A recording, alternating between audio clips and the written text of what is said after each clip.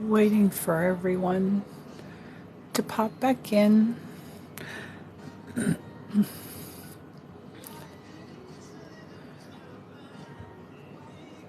Welcome back, Betty. Getting ready to start the other part of this sock on straight needles and be able to show you how to sew it together. While we were gone, I did finish the 40 rows of garter stitch, which we have here, the 40 rows of garter stitch. For those of you who might have not been here for this morning, I do have the pattern linked for this in my profile on TikTok right above my videos. It's a Linktree link. Click on the Linktree and it'll show you all the links that I'm sharing. This pattern should be right on the top. It was the last one that I added.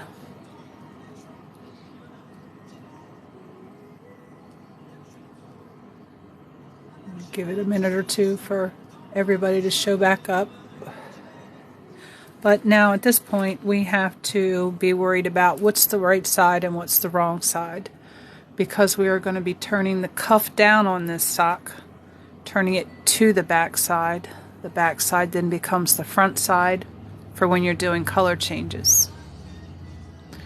You don't want to start doing your color changes on the wrong side, because then you've got this all nice and neat with no purl lumps and dashes, and then on the front side of your sock you've got this because you did the color changes on the wrong side.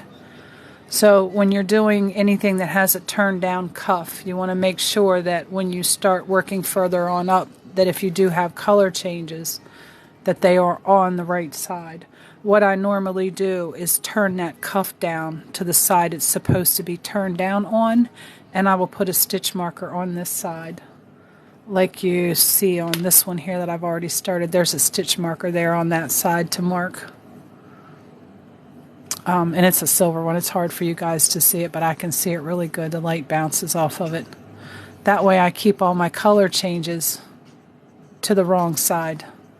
So all that hard work we've done to prevent all of the purl dashes here in the ribs won't go to waste. I'll grab a drink of water here.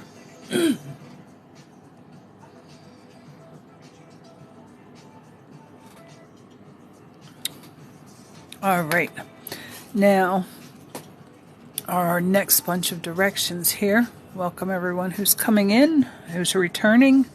We are showing how to work socks on straight needles. Yes, I know I'm working on circulars, but we are working this flat. I'm using circulars because I have limited space between my recording equipment here and my desk. And I don't want to be banging around 10-inch needles on a desk trying to knit. It would drive me batty, like water torture.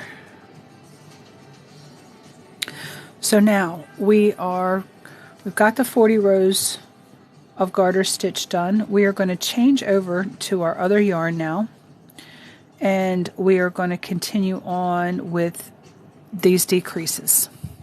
Now over here when we did the decreases look fine, but when I go to do the increases, you see they had me doing yarn overs. I'm going to change this pattern up a little bit on my increases here to increase these back, because I don't want those holes in there. I really don't. I don't like them in there.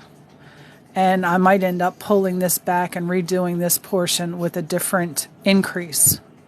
So if you are doing increases in a pattern and it's not any particular reason that you're doing these increases, like they want the eyelet holes in there for some reason, you can change the type of increase that you do so you don't get those holes. And I'll show you how to do that when we come to that portion as well. Our next row of directions, when we change this yarn over, we are going to be doing a decrease called an SSK. That's the abbreviation, SSK. It is a slip stitch and a knit. So what we're going to do is get this color changed over. The way I do my color changes is almost like trapping floats in color work. Get the right end of this out here and get this going.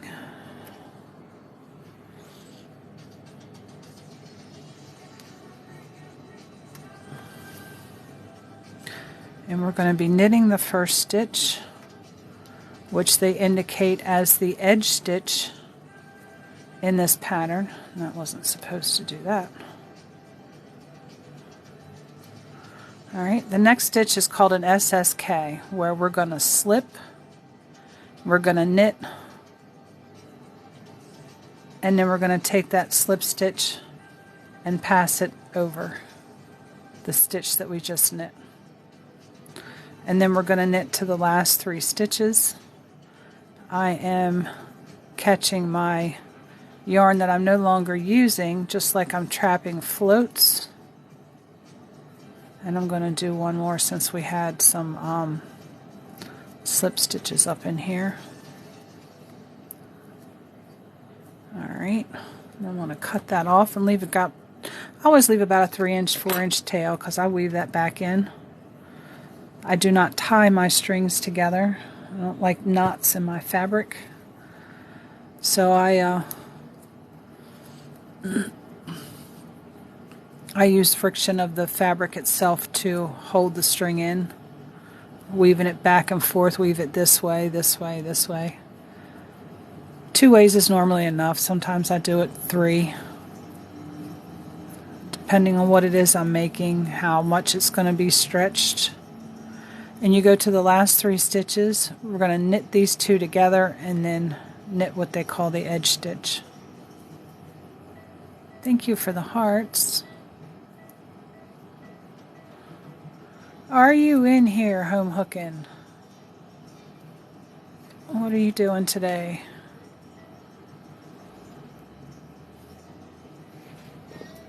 And then the next stitch we're going to knit straight across.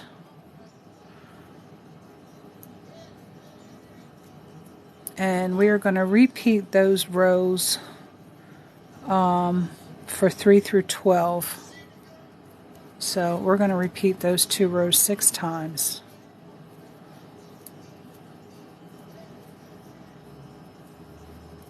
Welcome everyone who's coming in. Tiff, Diane. Lunch was good. Got to talk to the hubby. He's trying to stay cool out there. Even though he works indoors, some of the areas aren't, because it's more like a manufacturing place, and not everywhere in there is air conditioned. Alright, so we knitted across that row. Now we're going to do our decrease rows again. I'm going to put a little stitch marker in here because it's going to help me remember. And I thought I left one laying out here, but I didn't. I put it away. This is also going to help me to remember the side I need to do decreases on while I'm chitter-chattering. Which side I have to do my decreases and increases for this next couple of rows here. Alright, so we've already done one repeat of row 1 and 2. And we're going to keep doing that through rows 3 through 12. So we're going to do that here a few more times. First row we're going to do those decreases again with the edge stitch and the SSK, which is slip 1, knit 1, and then pass it over. I don't know if it is the slip 1, knit 1, pass over, but it's the one I've been using, so I'm going to continue on. I'm going to have to check that out, the abbreviation on that. I think it's not done that way. I think you slip them both and knit them together because you twist it. But this is the decrease that I've used, so I'm going to keep using it. These 2 knit to the last 3 again in this row. These 2 are going to get knit together, and then the last edge stitch gets knit. Oh, yeah, it's not a good day to be outside. The heat index is really, really bad out here on the East Coast. I don't know where you're at, Quarter Ace, but it's not good. This row we're going to knit all the way across.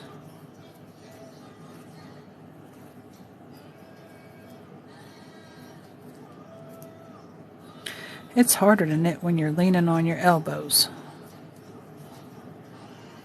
For sure, for sure, for sure.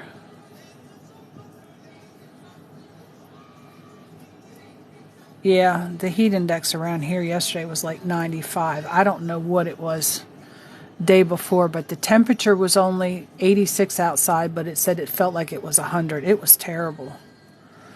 All right, now we're going to do that decrease again.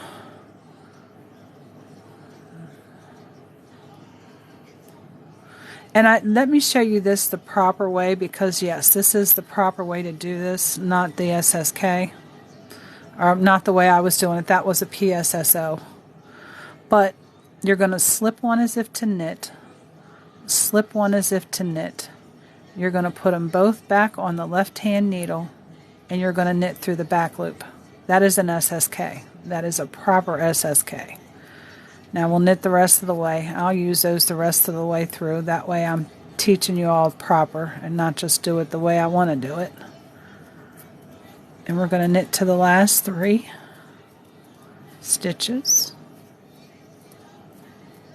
Oh, there's 3. 1, 2, 3. These 2 we're going to knit together. So you're going to go through both of those stitches, knit them together, and then knit the last one.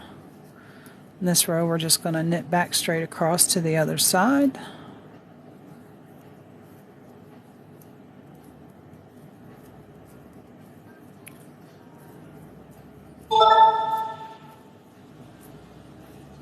Thank you for the follow.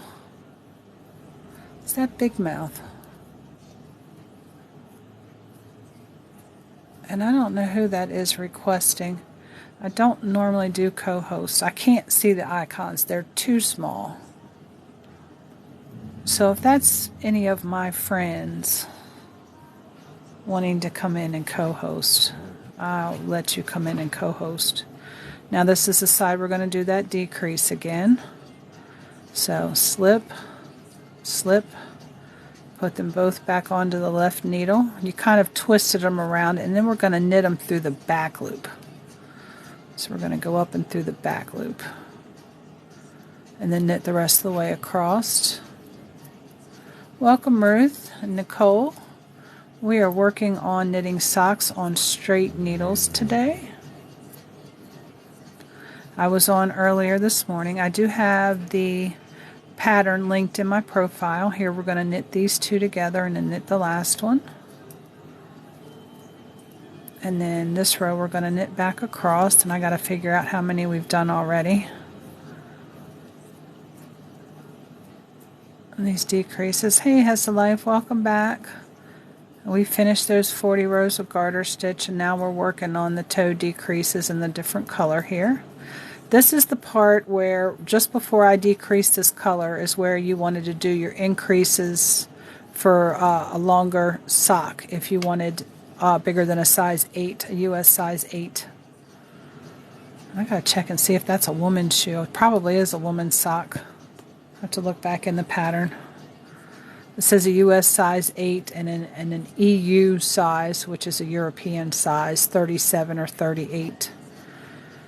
Now, there's 1, 2, 3. This will be, is that right? 1, 2, 3, 4.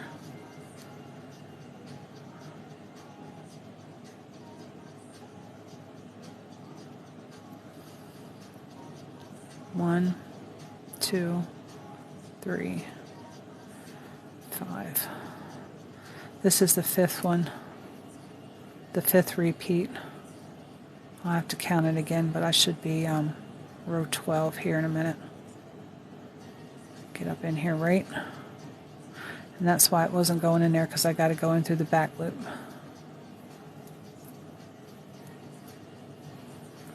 Come back over here in the middle of the camera frame for you guys. And we're knitting over to the last 3 stitches. One more. And we're going to knit these 2 together. And then knit this one. And you can see how our toe is starting to shape here now. Take a look at this one really quickly. 2, 3, 4, 5.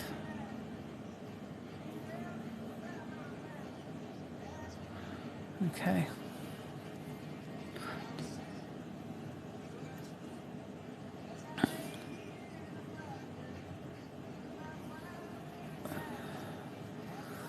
Alright, and this is the back side, so we're just going to knit across this one. So we just did our decreases over there, yep. Knit across this one. Take a look at that other one here again for a minute because I lost count and having a hard time seeing the difference in the rows now with this darker color. My eyes aren't as great as they used to be. I want to make sure that I've got enough decreases on here. 2, 3, 4, 5, 6. 2, 3, 4, 5. I've got to do one more decrease row here. Get this needle back up here. Okay, and then SSK is slip as if to knit, slip as if to knit. Put these both back on the left-hand needle because we have physically twisted those stitches around, and then we're going to knit through the back loop. Knit through the front. A regular knit goes in from the left to the right. Knitting through the back loop, you go in like you're going to purl from the right to the left, but your needle goes to the back. And that gives you a tighter decrease because it twists the stitches around a little bit. And we're going to knit to the last 3 stitches. One more. Knit 2 together and then knit the last edge stitch. Okay. You see how that's come in here. Now we are going to start doing the increases to bring this back out because this is the top of the toe. What we're going to create now is underneath the toe.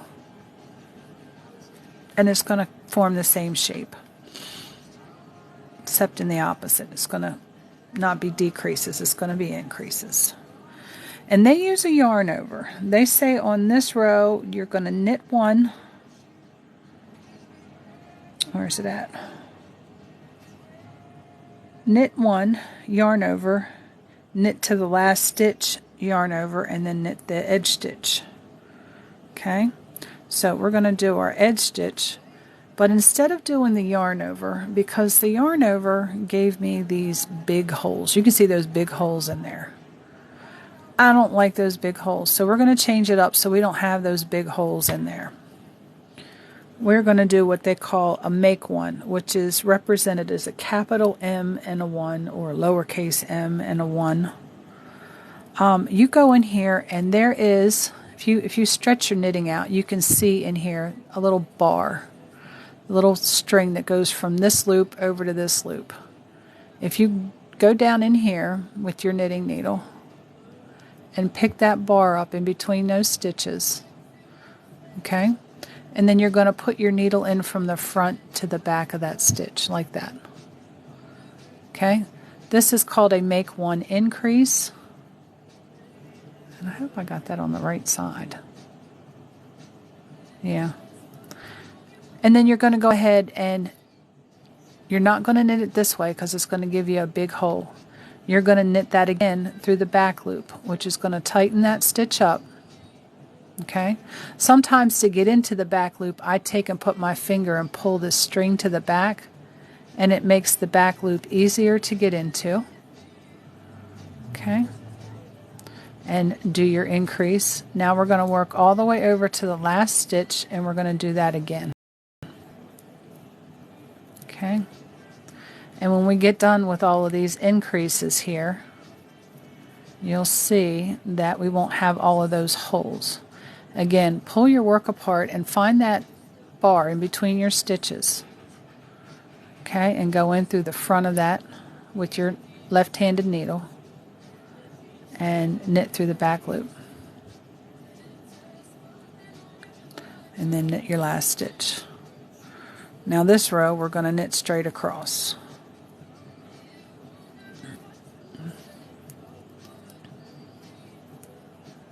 Somehow I ended up doing my increases on the wrong side. I don't think I knit back across, but that's okay. We'll put that extra row at the end.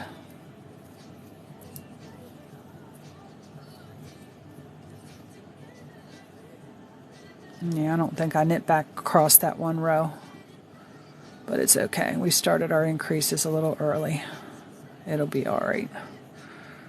Now again, this one here, we're going to do our increases. Picking up, you can see it better this way. See that bar there in between the stitches? That's what you're going to pick up and go in through the front to the back. And then go in through the back loop to knit that one. It's going to be tight. It's going to be tight. But make sure you pull your loop all the way back past the bevel to get the true size for your loop there. Knit all the way over to the last one.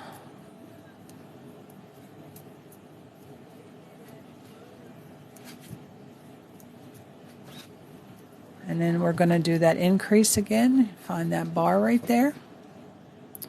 Pick it up. And knit through the back loop. And knit. I'm getting tangled up here. Here we go. Now we're going to knit straight across.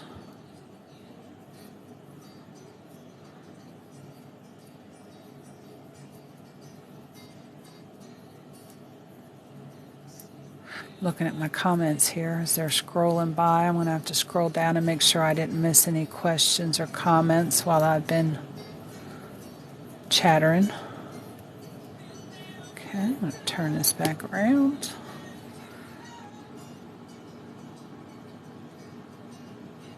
No, we didn't miss any. Okay. Now we're going to do our increase row again.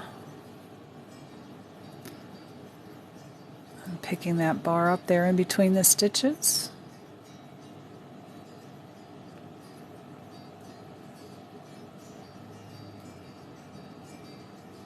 And that stitch is a little harder to get into, but you can get it in there. Knit to the last stitch.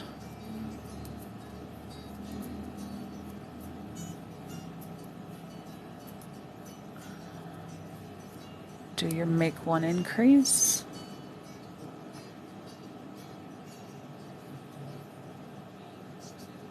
And knit your last stitch. Next row you're going to knit straight across.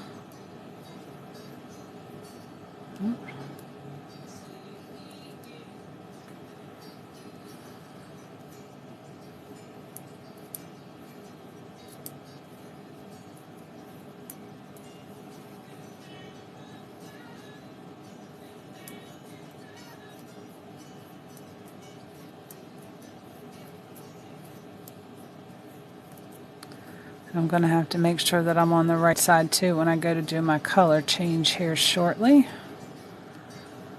Let's see, 2, 4, 6. Yeah, I've got a few more. And again, we're going to do our increases here.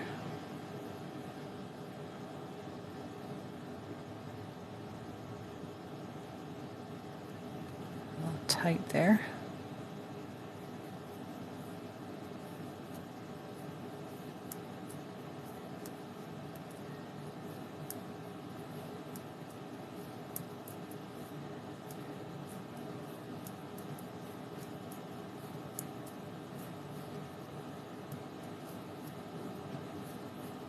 And do our increase.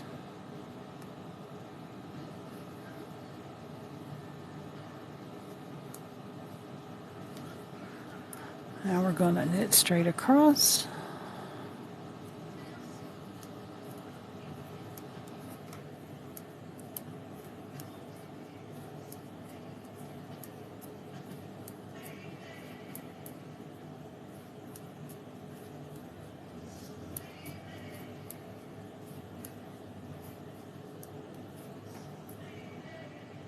That one was piece of the last one. We'll get that one trapped in there. There we go. I'm going to fix a little boo-boos as you go along. And caught a little bit of the stitch from below, and I just trapped it in with the other. We're going to keep increasing here until we're back up to the original number of stitches that we had, which was 22. And I think we're almost there.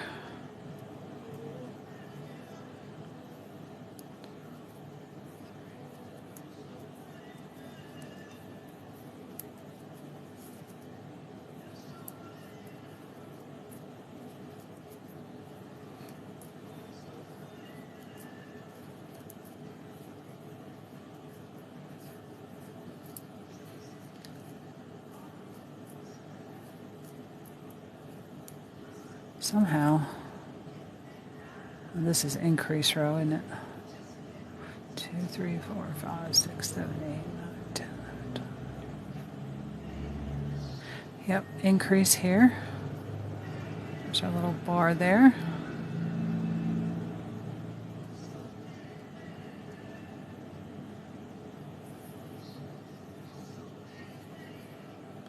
Okay, and then now we're going to knit straight across, and then we'll have one more increase row, and we'll be back to the 22 stitches that we started with.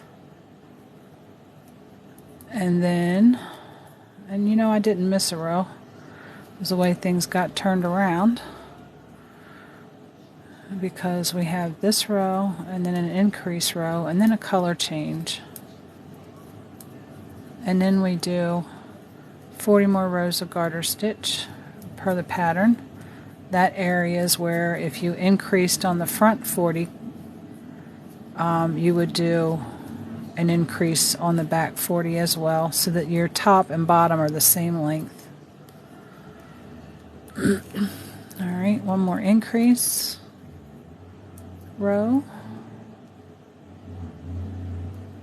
And again, we're doing all these rows in knit. Garter stitch, knit every row.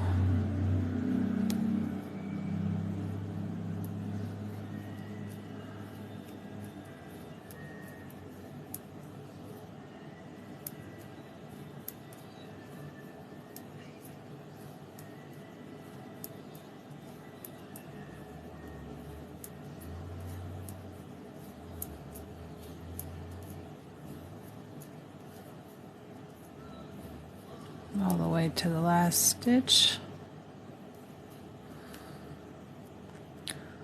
Find that bar there. Get through the whole thing. Do my increase. There we go. And now we have the top of the toe and the bottom of the toe. And the next row we will be doing the color change on, because we'll be back on the right side, and that way that other purl row like this here will be here on this back side, so that way you won't see it on the other side of your sock. And I hope I've got that right. Yeah, I do. This gets cuffed down this way, and the right side is on this side. So it should be the opposite of your cuff. When you see the right side of your toe, you should be seeing the wrong side of your cuff. Okay.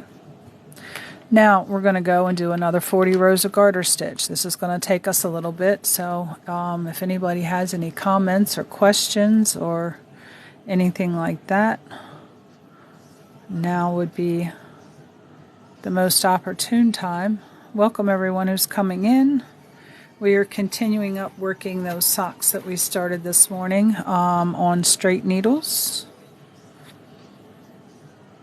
I'm getting ready to do another color change, and there'll be one more color change because we're working over the toe right now, the top of the foot and the toe, and then we're going to come up here on the underside of the foot. That's what we're working now. And then we'll come up on the heel, and then once we get that done, I can show everyone how it gets sewed together. The seams go up the sides, so you don't have any seaming underneath your foot, which I think is wonderful. So I don't like to have stuff underneath my feet. Drives me nuts. That's why most of the time I have socks on. It kind of blocks some of it. Alright, we're going to cut this purple off.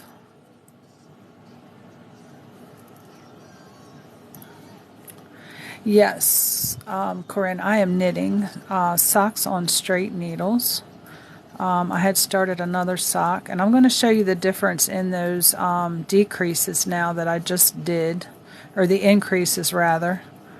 In the pattern, which I have linked on my profile page from a TikTok.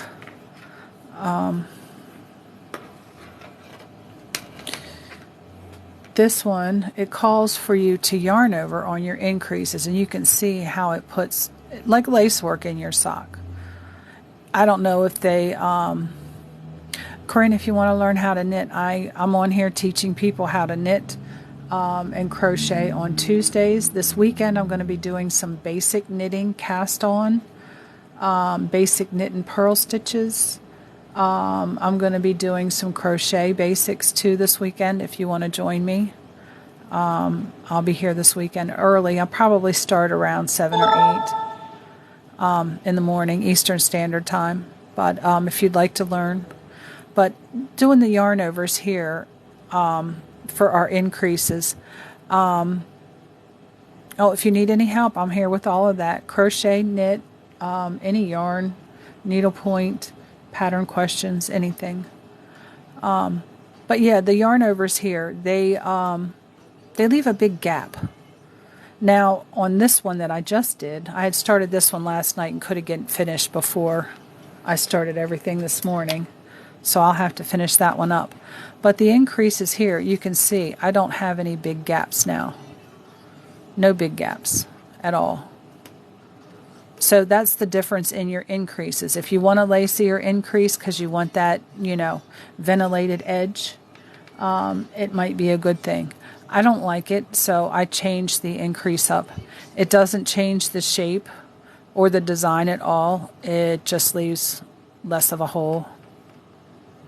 I don't like to have great big holes in my work, so I like to do different increases and decreases to prevent those holes. So that's one way that you can do that. There's more than one way to increase or decrease. You want to check with the pattern and make sure that it's not there, for sewing purposes or anything like that, because that might be the reason that they do it.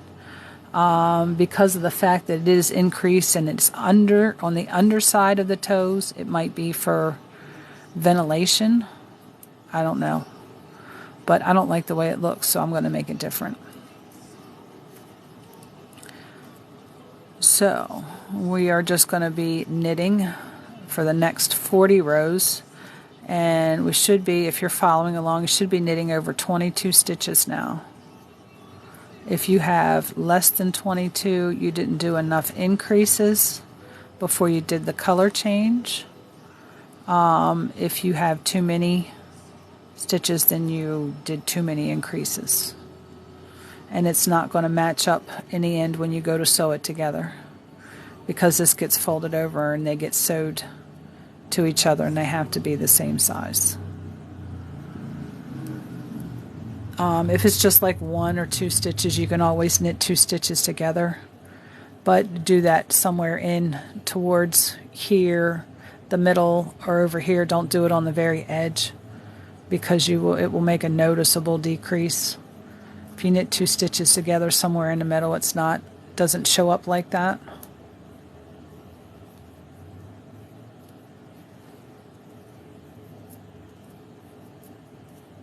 I need to make my pillow longer, or probably cut it in half, because I really don't need it in the middle of my arms. I just need it under each elbow, because this tabletop, I love my husband. He made me this tabletop out of wood, and I did this with Cricut.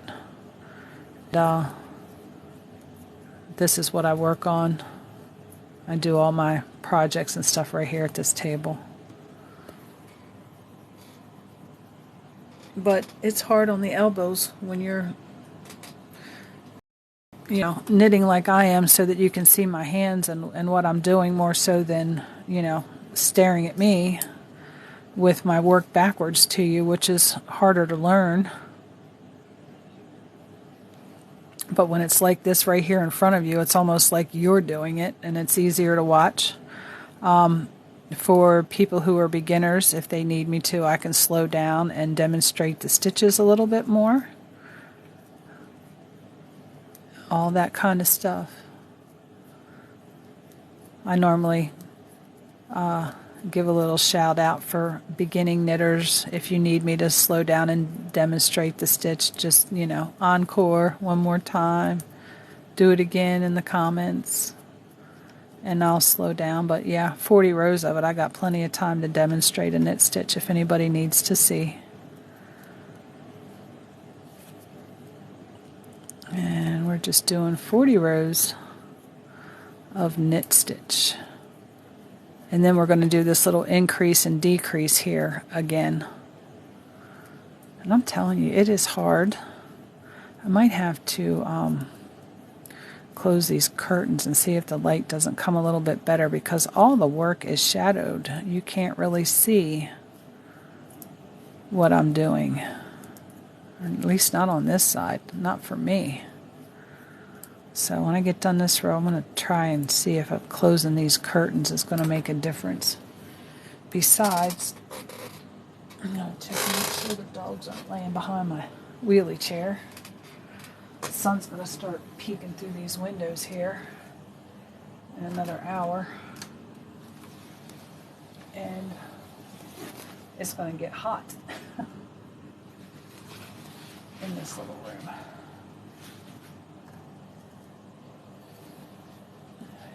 This one to the other side open so that the pups can see outside. It might have brightened it up a little bit. I'll see when I sit down here.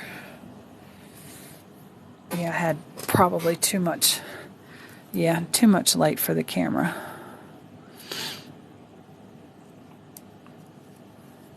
And we're just going to continue on for those 40 rows of knit.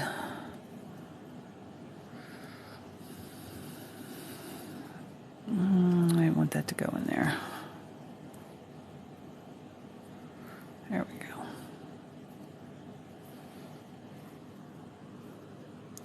I might set this more so over towards this way. It'd be easier to pull out instead of fighting against it.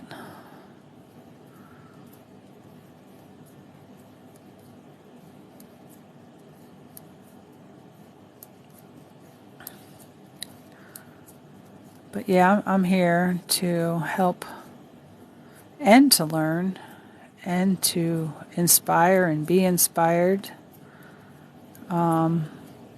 A lot of the stuff that I do, I'm letting you know what's going through my brain as I'm making it, especially if I'm doing just a design, not so much, you know, an item that's already tailored out, but just a freestyle knit.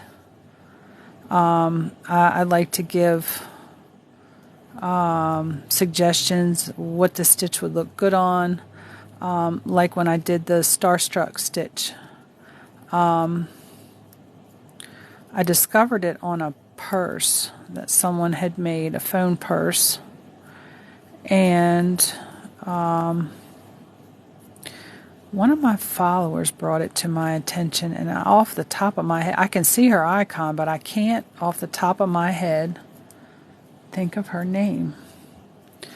Oh, thanks for hanging out with me, Samantha. Yeah, I'll be here this weekend. Hubby said he's going to work, so I'll be here this weekend doing something. Yeah, definitely going to work on some knit basics this weekend, tomorrow. It's looking like tomorrow. Maybe Sunday too. It depends on, you know, I don't want to drain myself down too low with the multiple health issues. I really can't, you know, say I'm going to schedule something, but I will be here tomorrow. No later than 8, no earlier than 7. So, and any of the instructional videos that I do, I upload to YouTube. This one, because it's somebody else's pattern, I probably won't be able to, because the last time I helped I helped with that Starstruck bag, Star Stitch, and I went to upload the video to YouTube, and it gave me a copyright warning, so I had to take it down. Even though I had given credit to the original creator for the pattern and everything else, I still had to take it down. So I have to be careful of what I use and what I post to YouTube. If it'll let me put it up there, I will. And again, I still give 100% credit to the creator of, the designer of the pattern. Never do I claim it as my own. This here definitely is not my own pattern.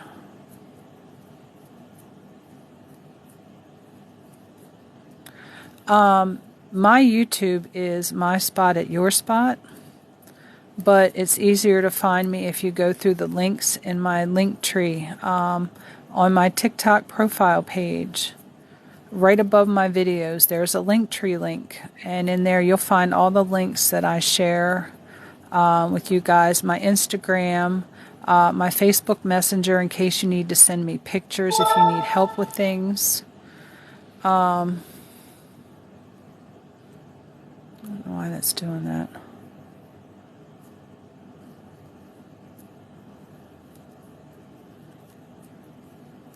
All the links are in there, and it's quicker and easier to find me through those links because it takes you directly to. There's also links in there to Etsy for the crochet hook that I use. The lady that I got it from, Get Crafty Brooks. Links for patterns that I've pulled off of Pinterest, free patterns to help with teaching, and anything else in there that I think might be important.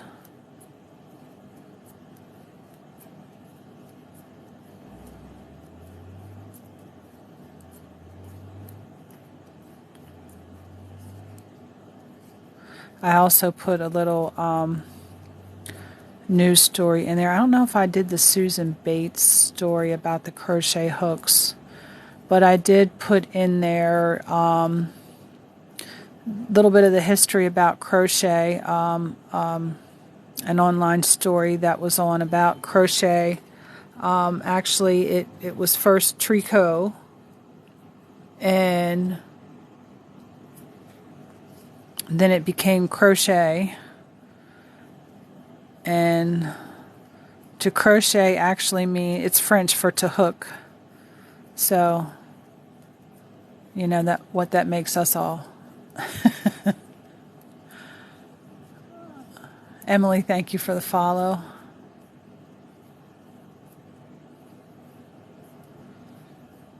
But we're working on 40 rows of garter stitch, which is knit every row.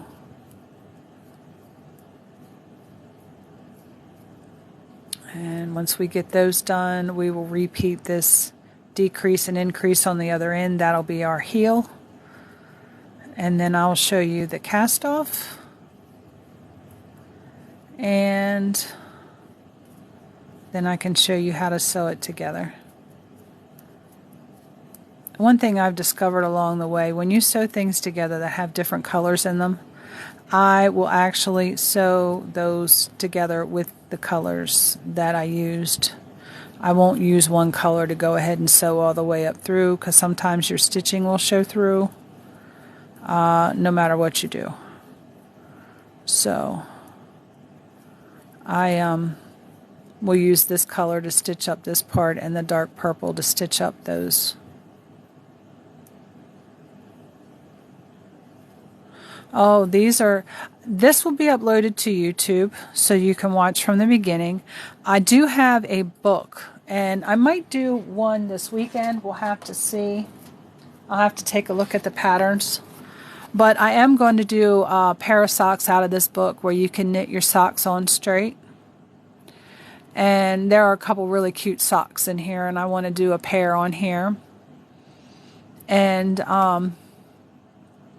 Yeah, I can show you how to do that. But I do also teach a class here on TikTok on Tuesdays at 8 a.m. Eastern Standard Time. I do crochet from 8 to 9, and from 9 to 10 I do knit. And this weekend I am going to do some knit basics tomorrow.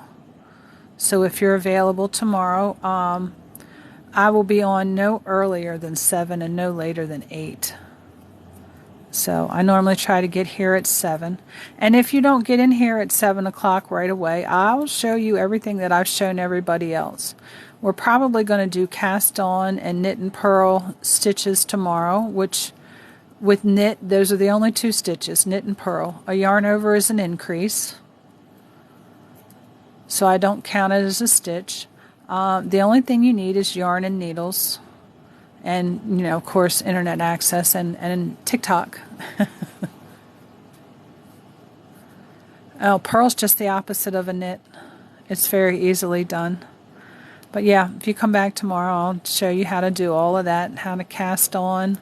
There's several different cast-ons that I can show you as we go through, depending on what you do. I use Judy's Magic Cast On when I'm knitting socks in the round. There's also a provisional cast on for when you do like infinity scarves or things that you're going to hook together, because it keeps your cast on stitches what they call live.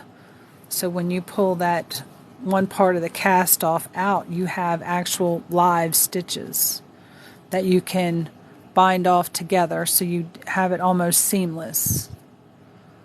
And those are the ones that I use the most. The long tail cast on, there's several different ways to do a long tail form. Well, it's not really long tail.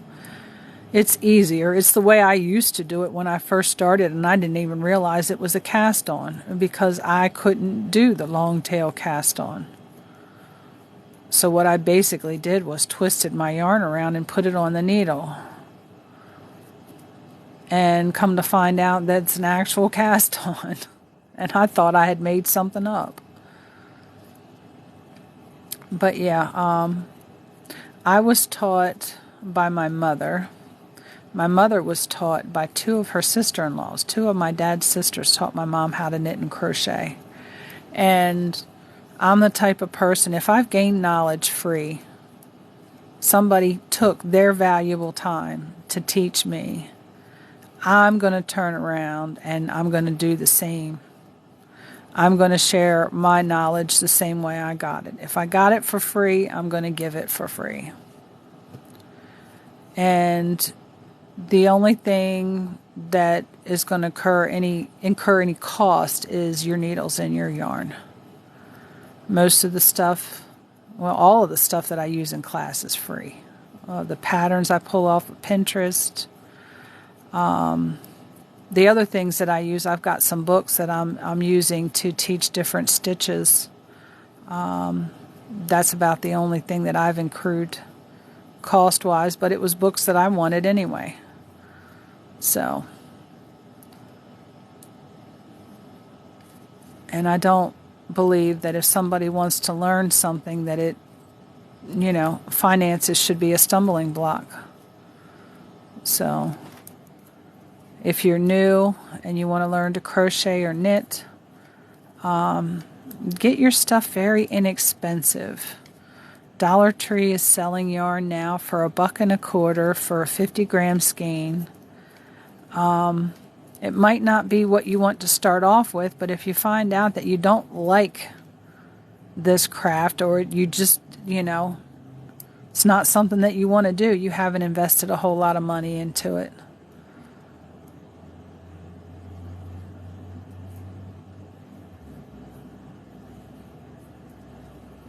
Yeah. I can show, I can show the knit and purl and all that if you're available tomorrow. Now, if you're not going to be available tomorrow, let me know, and I can take a few minutes here with you and show you how to do a purl stitch. It wouldn't be nothing for me to do it right here on this project I'm working already and just take it back out. It's very simply done. And if you have anything that you're already working on, just practicing it, I can show you how to do the purl, and you can follow along if you like. And here I am purling. Supposed to be knitting every row, and I see those purl dashes. A garter stitch gets me all the time. I've been doing stockinette stitch for a while on another project, and it's kind of hard to not do stockinette after you've done so much of it. Oh, okay. I can show you very quickly. You can see what I'm doing here is the knit stitch. I'm going in from the right to the left and doing the knit stitch. That looks familiar, what I'm currently doing as your knit stitch. When you do a purl stitch, of course when you're doing your knit stitch, your yarn is to the back or away from you. When you do the purl stitch, you want your yarn over this way. So for me to do a purl stitch, I have to bring it over this way. Yarn stays to the front. Okay. Now, the knit stitch, you're going to go from the left and into your stitch. On the purl stitch, you're going to go in from the right to the left. So right here on this side, from the right to the left with your needle in the front. Okay? The needle that you're working with. Right to the left, and then you still wrap your needle, and then I put a little tension on here because sometimes this wants to bunch up, but when you put tension on it, it kind of stretches this little gap in here, and you can just pull your stitch right through. Again, to purl, your yarn is in the front, you go in from the right to the left, you got your stitch on there. And your working needle is in the front. Okay? Counterclockwise wrap your yarn. And that's a purl stitch. Yeah, it's very simple. And seeing it and being told which way to put your needle in versus somebody just saying, okay, do this, do this, do this. No. From the right to the left, you're going to put your needle in. And you're going to keep your needle to the top. Okay? I'm going to take these few stitches out because we don't want purl, we want knit. There we go.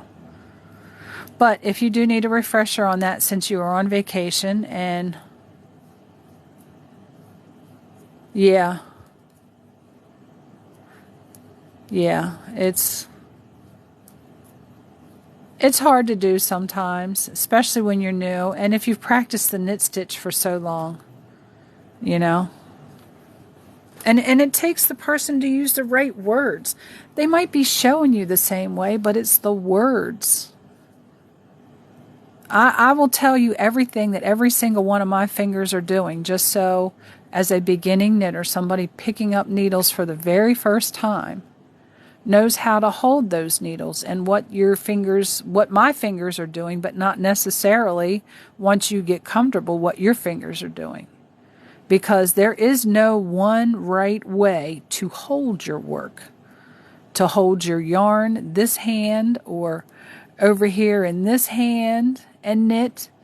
You know, it's whatever is comfortable for the person who's doing it. But the stitches are still performed the same way, no matter how you hold it. So I try to show all of that, and that's why I ask if anybody has any knit or crochet basics, so I know how far back to go with how you're holding it or how you're performing the stitch. Do I need to go all the way back to the beginning? That's why I normally ask, do you have a basic understanding of how to hold or how to knit? And if somebody says, well, I've done washcloths or I've made hats, then I know they know how to hold those needles, and I don't have to, I can skip that portion and move to the next. So that way, I don't have to teach you what you already know how to do. I have come across knitters that I have changed up how I knit because I see them doing it and it makes it super easier than the way I was doing it. So, you know, if I find an easier way that makes it more efficient or faster to get through, you know, a row of stitches, then I'm going to do it. Might take a little bit to get changed over, but once you see it's faster and easier, you kind of tend to go that route.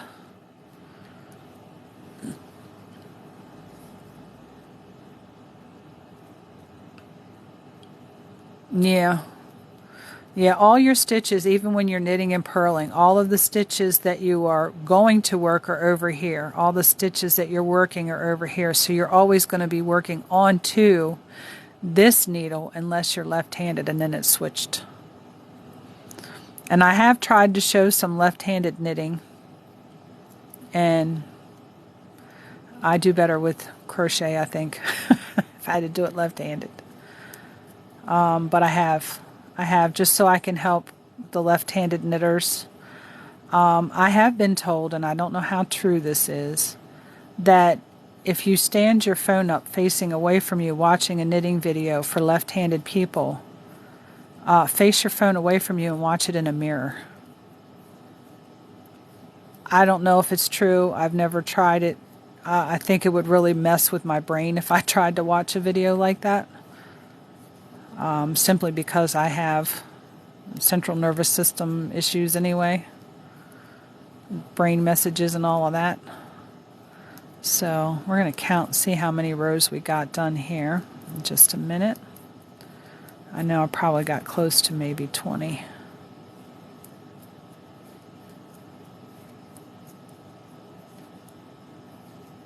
It was funny during the break when I was talking to my husband. I said, well, I need to stop knitting here and I need to count these rows because I know I'm getting close to 40. And boy, if it didn't have 40 on the dot, I'd had to pull a row out. While I'm thinking about it.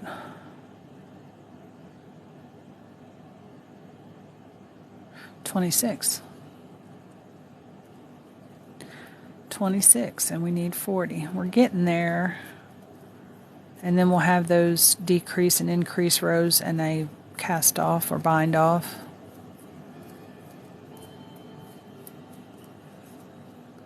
You're very welcome, Emily, and thank you for the share. Yeah, anybody you know who wants to learn new stitches.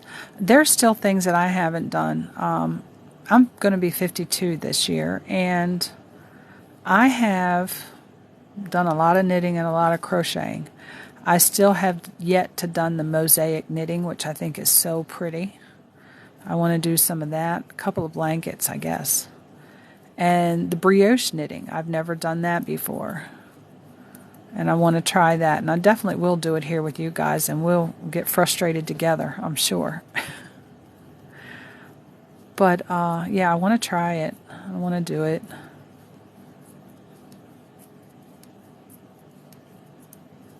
I think it'd be so neat.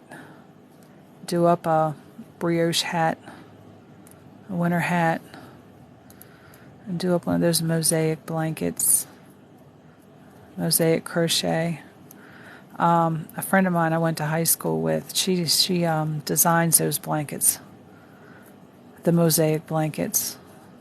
I'm going to have to find her link. So I know she's on Facebook, but I don't know if she's on Instagram. And she sells her patterns. She's got a lot of them. A lot of them.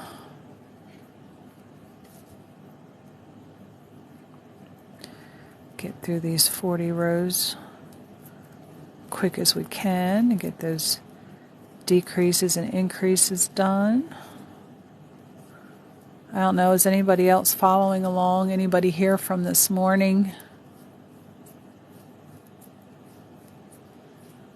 Emily, I hope you're enjoying your vacation out there in all this heat. Lollipop, yeah, you were here earlier.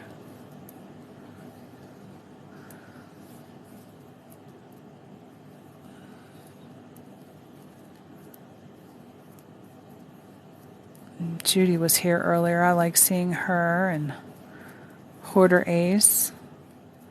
She's done some amazing colorwork socks. I am scared to do colorwork socks. Like Fair Isle with the designs on them where you're working with like 2 colors. Oh, I just think that I would start out with socks that were meant to fit an adult female.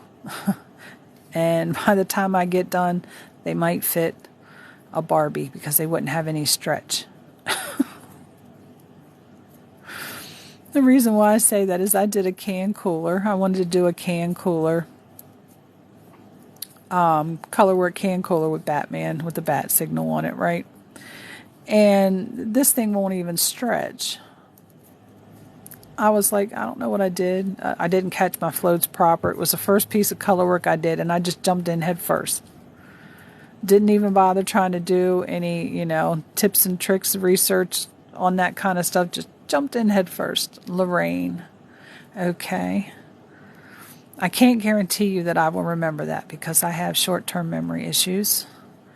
I do remember icons and names after you've been in for a while. So I will try to keep those two associated together.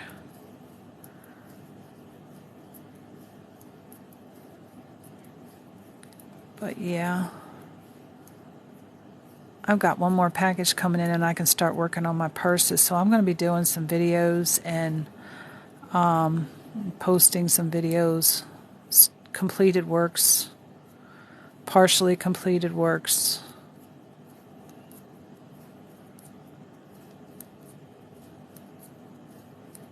Probably got close to 32 rows now. To check here. I haven't been counting again. I've just been doing.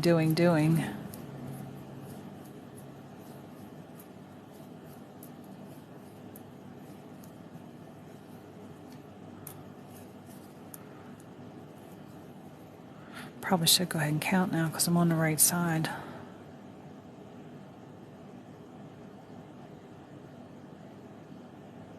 $34. That's 6 more rows.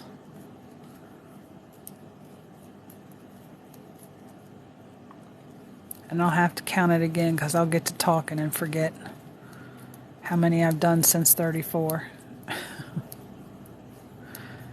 I think that's the issue with getting stuff right with yarn, with fiber arts.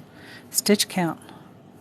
Stitch count is a massive thing, and there's been a lot of people who come in my lives and say, what's the easiest way to keep stitch count?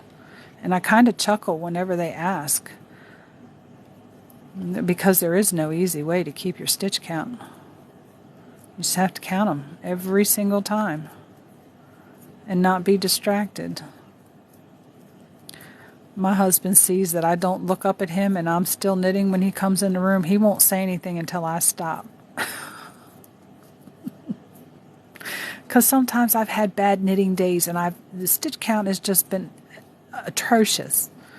The biggest bane of my existence for that day. And he'll come in right as I'm trying to fix something and I'm just so frustrated and I got half a row and I'm almost done and I know I got it fixed and then I find another error and then I'm throwing the stuff down on the table and he thinks it's his fault. I tell him every time, it is not you. I don't know how to count. I keep getting a little tone. I don't know if people are trying to join co-host wise or if TikTok is suggesting them.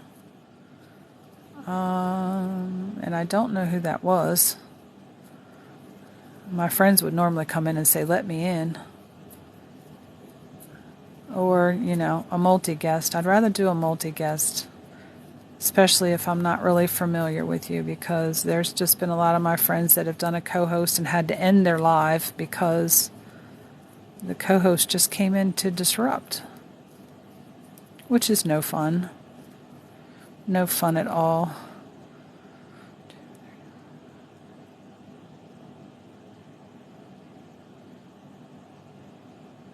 Okay, a couple more. couple more. We're almost there.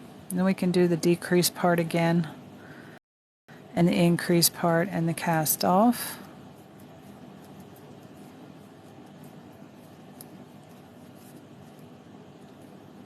Yeah, I don't, it's like a bloop. Yeah, I'm working, oh, I can't even remember who the designer is. Nicely Knits? Might not be that. It is a Lord of the Rings blanket, and I'm working from the chart, the grid itself. Normally I write it out, and it's double knit. So it's, you use two contrasting colors, just like what I have here. And it's light and dark on one side, and then it's dark and light on the other side. But this one has writing on it, and they've got it, it's done in the Elvish language writing, like they did on the movie. And they've got it so that it's turned the right way on both sides, which is something really, really amazing for double knitting. Because if you do any type of wording in double knitting and you don't transfer it on the other side, it's backwards. And the grid is done in a 5x5 square. And what I've done is every 5x5, 5 pixels in that row on that graph, there's a stitch marker. But for double knitting, it's every 10 stitches, if anybody's done double knitting before. And I might have to do a little live with that too, if anybody's interested on the double knitting. It's really neat. And another thing that I haven't done that I want to do too is that illusion knitting. I don't know if any of y'all have seen that, but it is awesome.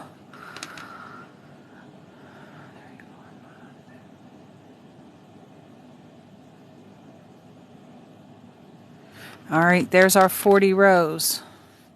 Okay, so what we have in essence is the cuff of the sock, the top of the foot to the toe, under the toe and under the foot.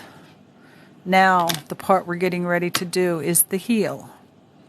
Okay, so we are going to copy this portion here over again down here. So, we are going to be doing the SSK, and we're going to change our yarn color again. And this will be the last color change, because once we get done with this decrease and increase, we'll be casting off or binding off. I tend to say both too, because I've had some people come in here and they hear me say it one way, and they're like, don't you mean? And it's the same thing. So I say both, because some people call it one thing, other people call it another thing.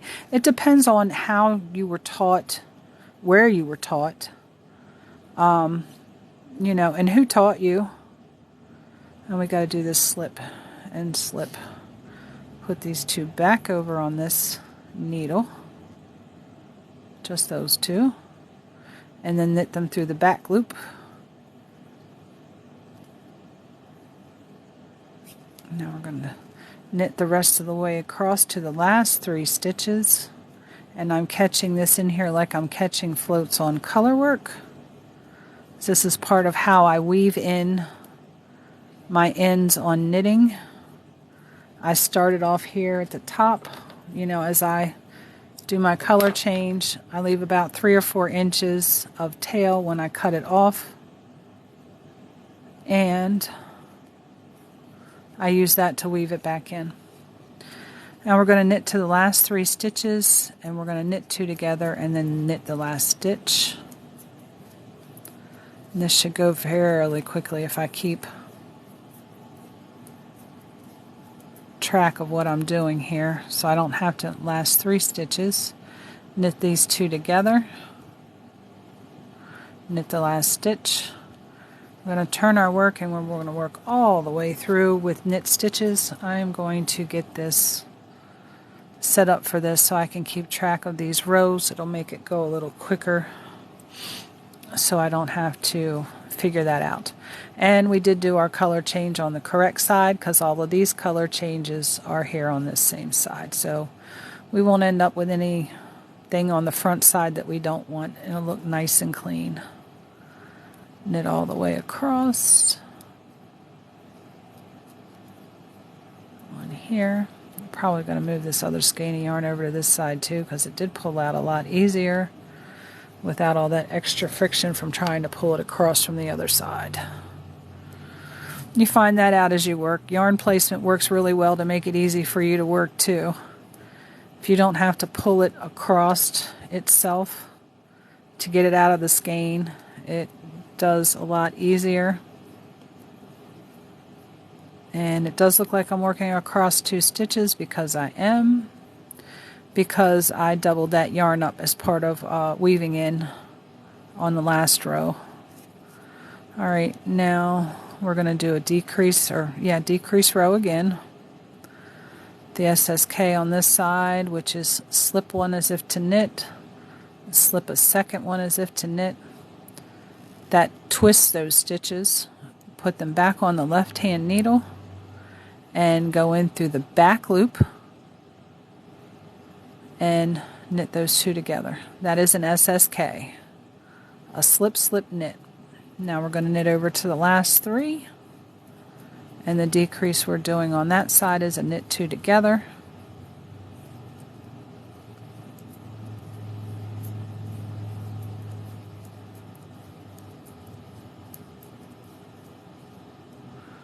Okay, knit these 2 together and knit the last one. Next row here we're going to knit straight across.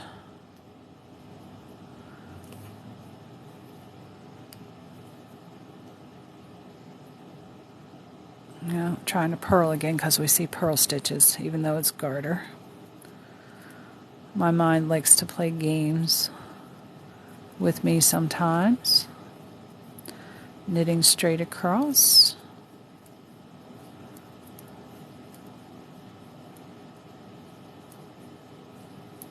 For anyone that's new to knitting and needs me to slow down and demonstrate the knit stitch, please.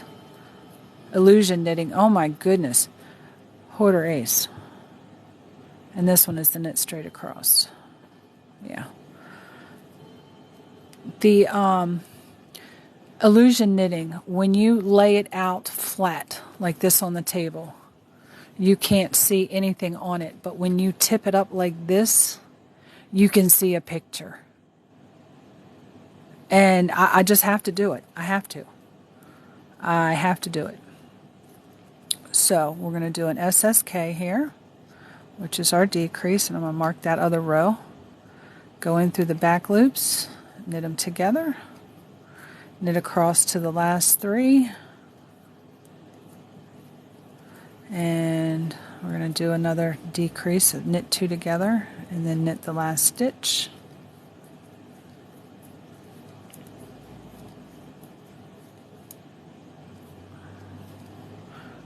Oh, that's one of my last 3. I'm going to knit these 2 together and then knit the last stitch. Mark that row down, and we're going to knit straight across this one. I don't know if you notice that sometimes I turn my work to the left and other times I turn it to the right. It keeps this long bit of work that I have laying out here from twisting up on me. So sometimes I don't do it, and then you see me having to untwist my work so I can keep going. Just something that I do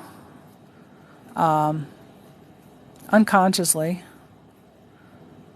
but it works. And we're going to do our decrease again.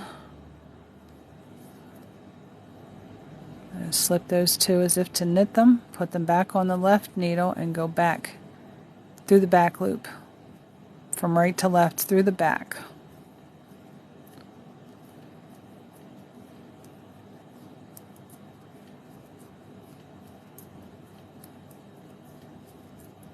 Okay, to the last 3 stitches, knit 2 together, and then knit 1. Thank you for all the likes, guys. We're gonna slip right on through here. Yeah, knit right on straight through this row. I'll mark that one down. Mark this one down. Got to go to 12.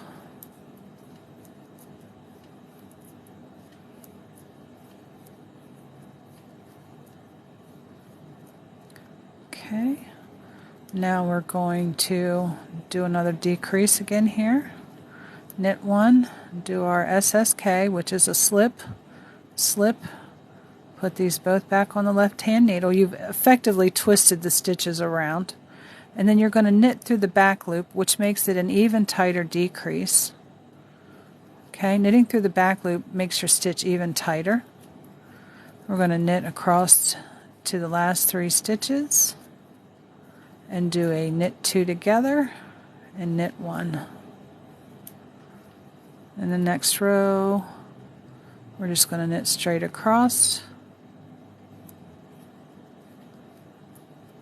Then we'll have another decrease row and another row straight across, and then we'll increase it again back to the original 22 stitches.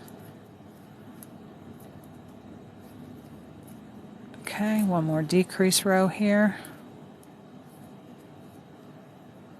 Knit 1, slip, slip, put those 2 back on, and then insert your needle from the left to the right in the back. Yarns to the back too, in case I'm confusing anybody with the purl stitch. This is knit through the back loop. Knit to the last 3 stitches.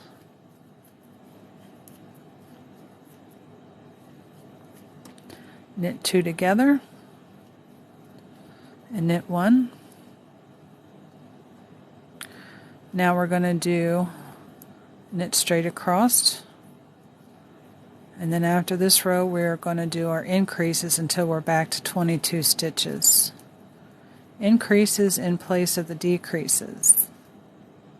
Okay.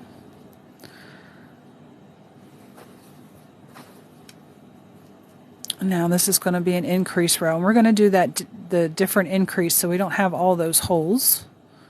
So we are going to knit 1, and then we're going to find that little gap in between our stitches and pick up that bar. Okay, and then we're going to knit it through the back loop. It's going to be a little tight, but knit it through the back loop. We're going to knit all the way to the last stitch, and we're going to do that again right before the last stitch. Okay, find your bar there, put your left needle through the front of that, and then knit through the back loop and knit the next row. We're just going to knit straight across, and we're going to repeat those 2 rows until we're back to 22 stitches. So that's 6 repeats of those 2 rows.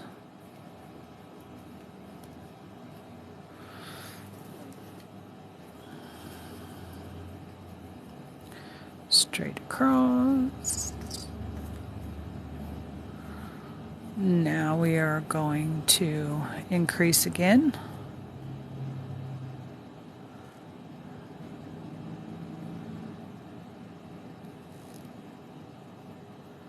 And that little bar that we're picking up is actually the connection between one stitch to the other. It is a little tight. You don't want to pull it too much, because you'll pull your other stitches in, and then you'll have a pinched in area there.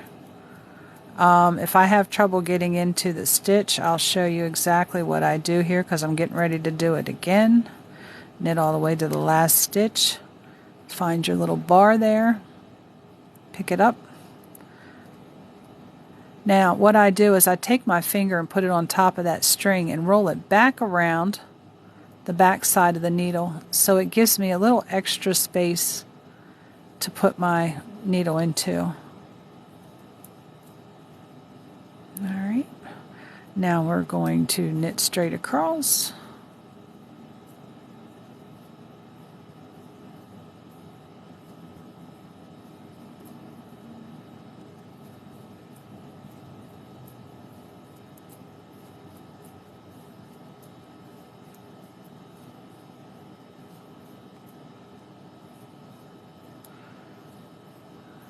I'm going to have to repeat those 2 rows 3 more times, the increase row and the knit straight across.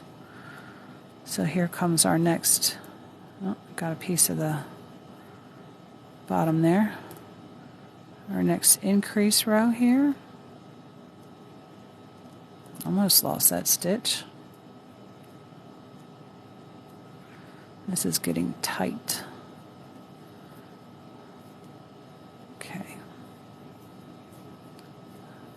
Probably not pushing my stitches all the way back past the beveled part of the knitting needle, which is really important,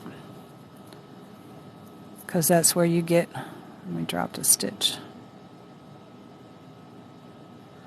That's where we get the true height, the true size of the stitch, by pushing it back past the beveled part of the needle.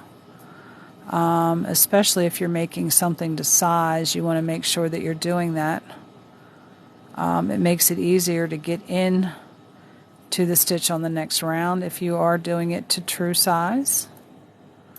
For those who knit tight, you might have to go up a needle size. Alright, I'm going to knit straight across.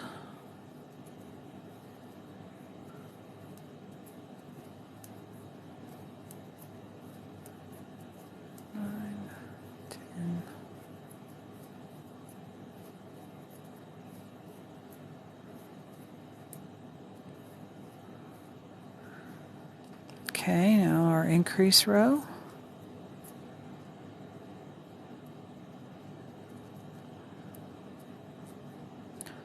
Oh, come on, it slid right out on me.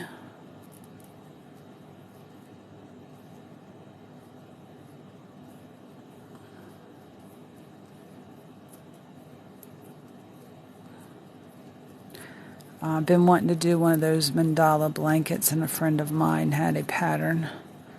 She forwarded it to me. I'm going to have to take a look at it and see what colors I want to use, what colors I have that I can use. I'm hoping not to have to buy any materials as of yet, because I'm trying to work through what I've got. Alright, now we are going to knit straight across.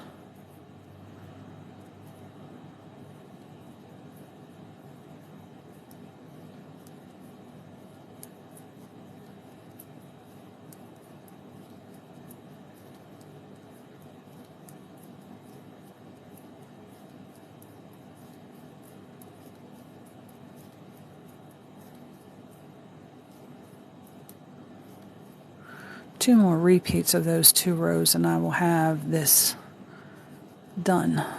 So 4 more rows, this one being the increase row. This will give me 20 stitches.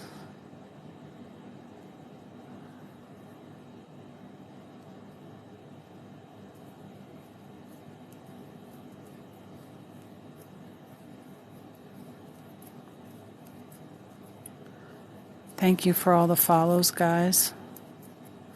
I really do appreciate it. Share it with your friends, anybody who wants to learn.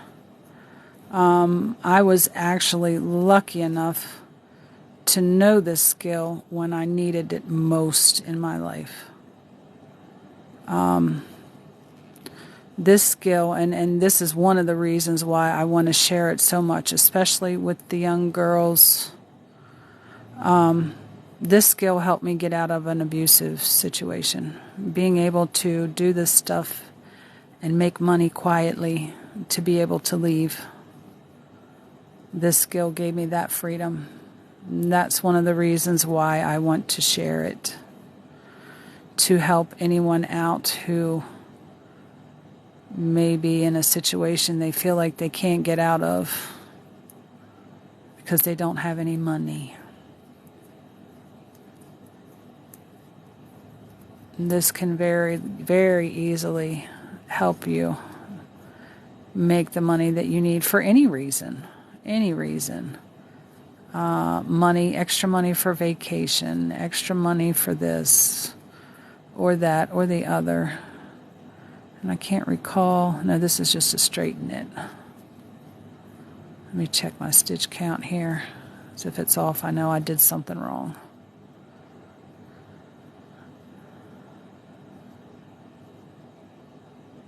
No, next row is the increase row.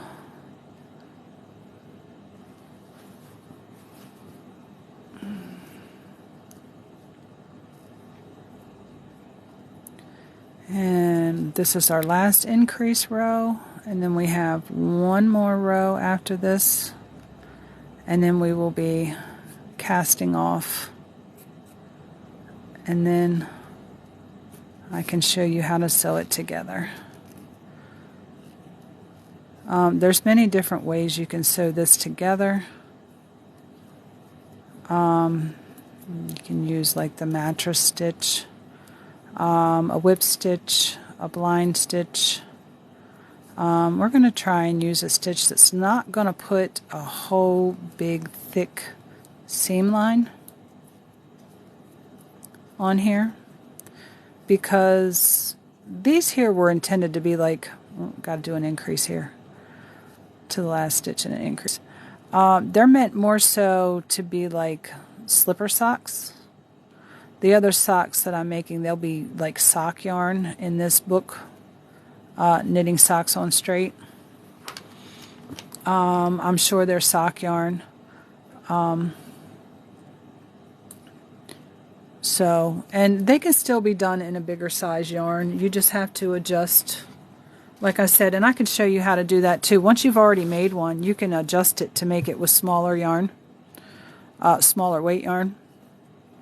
I'm going to go ahead and do this last straight knit row, and then we'll do our cast off. I think I need to turn that fan back on. I don't think I have that AC wall unit on even high enough for it to kick on. Some of my hands are starting to sweat again. Oh, I love summertime.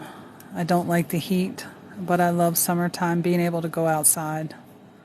But with it as hot as it is today, my mother lives on the property with me, and I went over yesterday morning because we went out, and she hadn't unlocked the door for me yet, and I was standing on the porch waiting for her to come and unlock the door, and it almost felt like instant sunburn. It was just that darn it hot, and it was 9 o'clock in the morning. It was crazy. It still is crazy.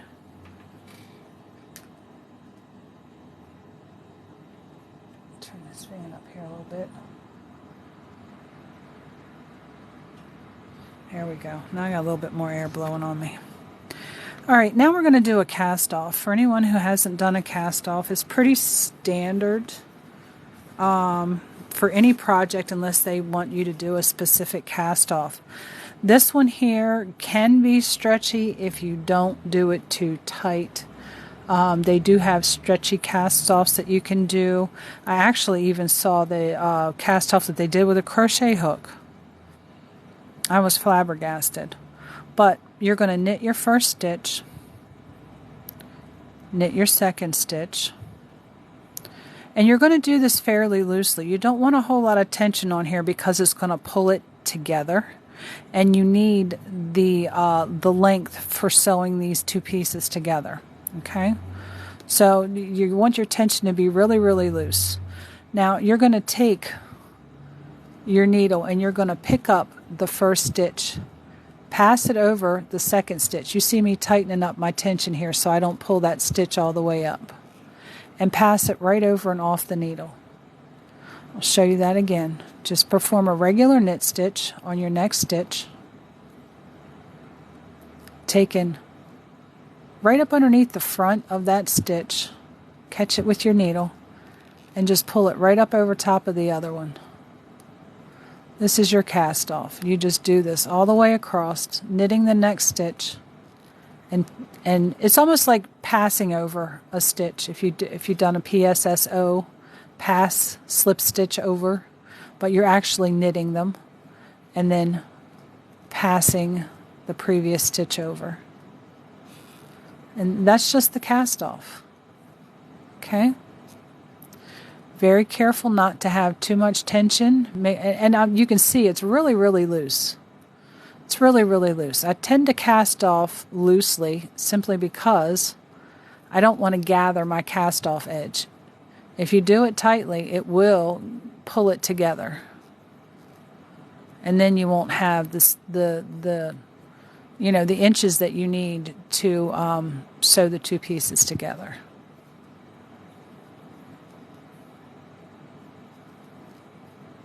And whatever you are casting off, you want to cast it off in pattern. If you're doing knit stitches, cast it off in knit. If you're doing purl, cast it off in purl. If you're doing a rib, knit one, purl one, rib, cast it off and knit one, purl one. Okay? If you don't, it is going to flare your edge. It's going to make your edge flare out. And that's just as bad to deal with as if it's too, pulled together too tightly.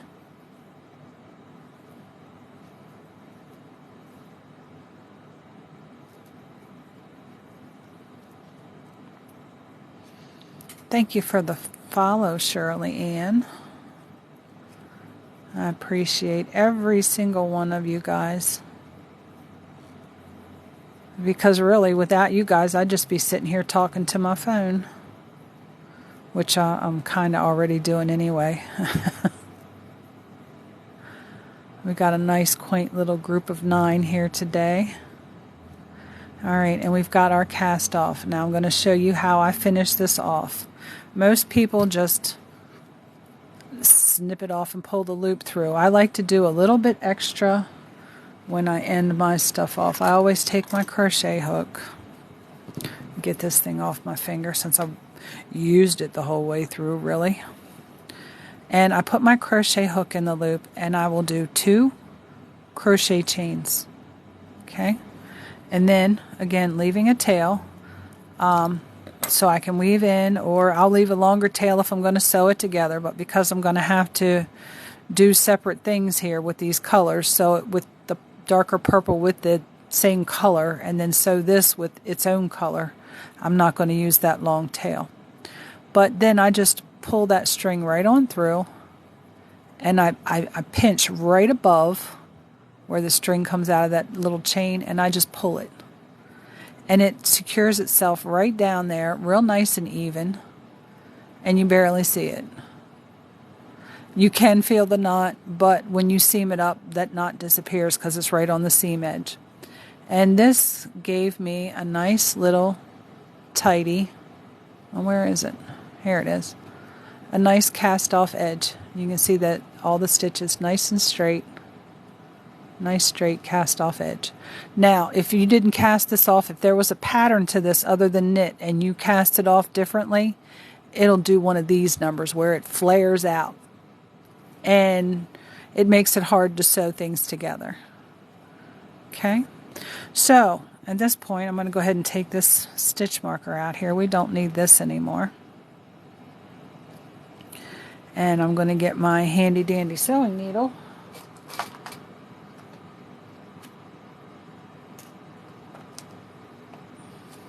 Let's see how long these 150 stitch markers last. Anybody want to start taking bets if I have any of these left by the end of the week?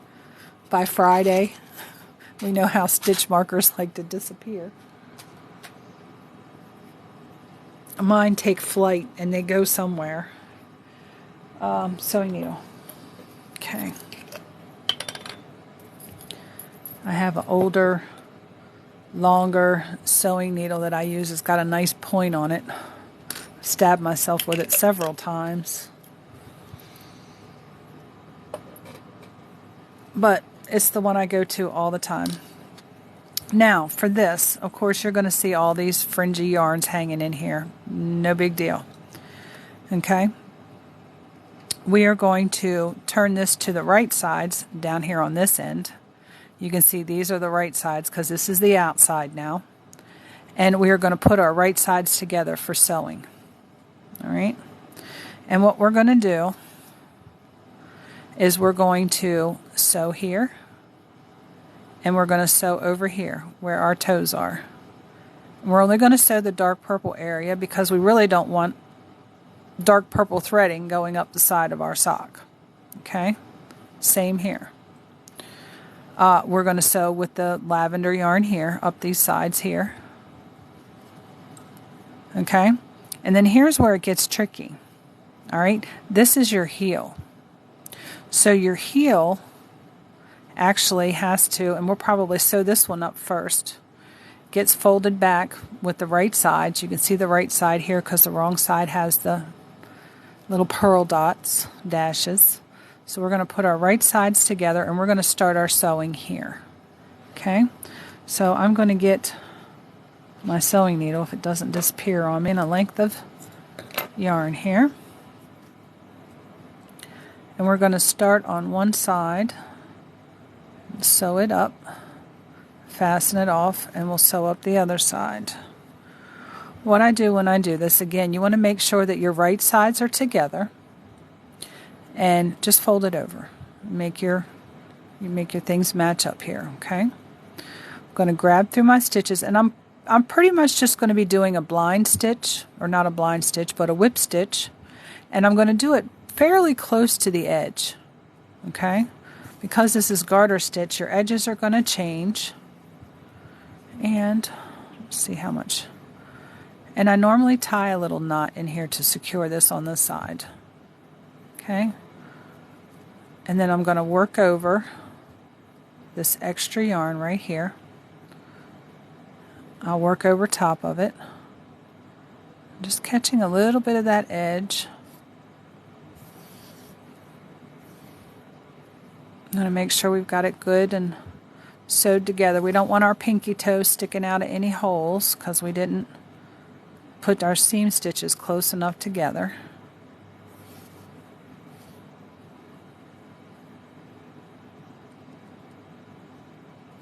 Okay, we're catching both pieces, and towards the edge, really, really close to the edge, but not enough to where, you know, I don't have enough to hold it secure.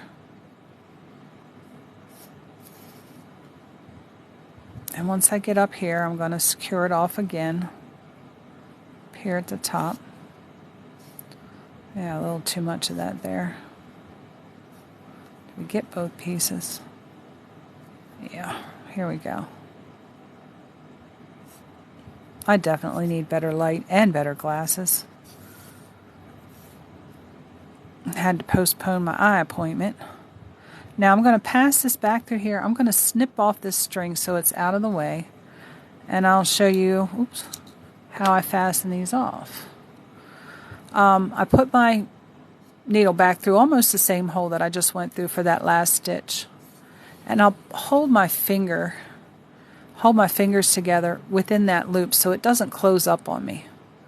All right, then I'll take and run my needle back into that loop. I'll put my finger over here because it's going to create another loop and I don't want it to close up on me, and I'm going to put my yarn back through there again, and then I'm going to pull that tight. Super duper tight. And that gives me my little knot there on the side. And that didn't get super tight, but we'll fix that in the end. I'm going to leave a little bit because we're going to weave it in. We're going to do the same thing on the other side. Okay.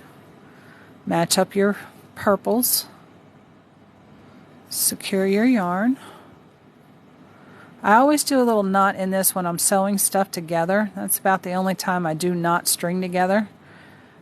Because I don't have the confidence that it's not going to come apart if I just sew across or over top of this, you know, the little bit of the tail here. I don't think that there's enough friction there to keep it from coming back out, even if I weave it in a little bit. I just feel more confident that it's good this way, so I do it this way.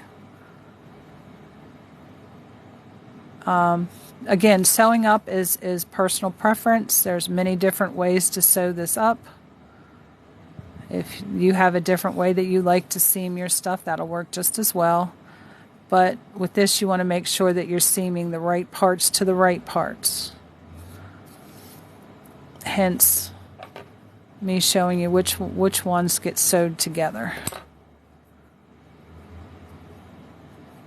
All right, now I'm going to do my little knot here again.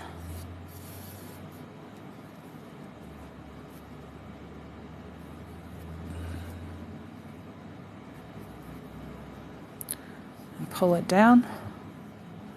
And then there's your toe. Or not your toe, this is your heel, sorry.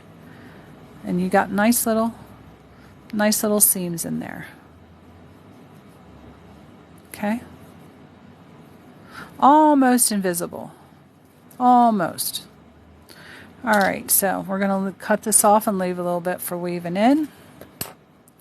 Never cut it off right at a knot. I always cut it off a little longer and weave it in. Sometimes you can cut your knot, and if you cut your knot, you're in trouble.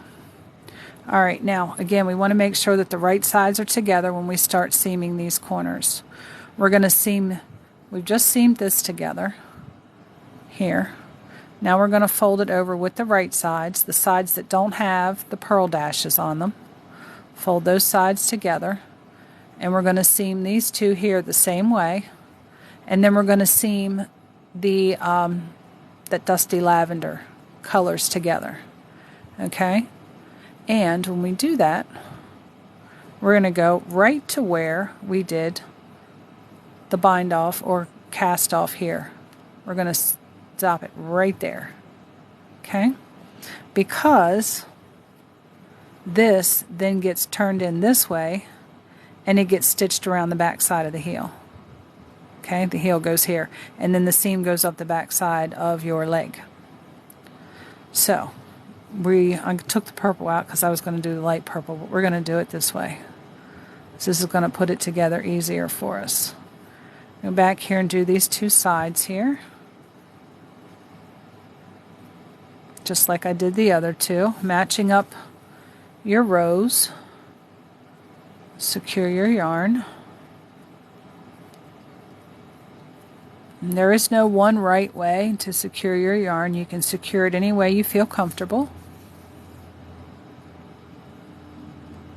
Oh, these were knit flat. Can you knit flat? You can knit socks. The only thing that I found intimidating about knitting socks was starting off the round. When I first started knitting in the round, I had a problem with twisting my stitches.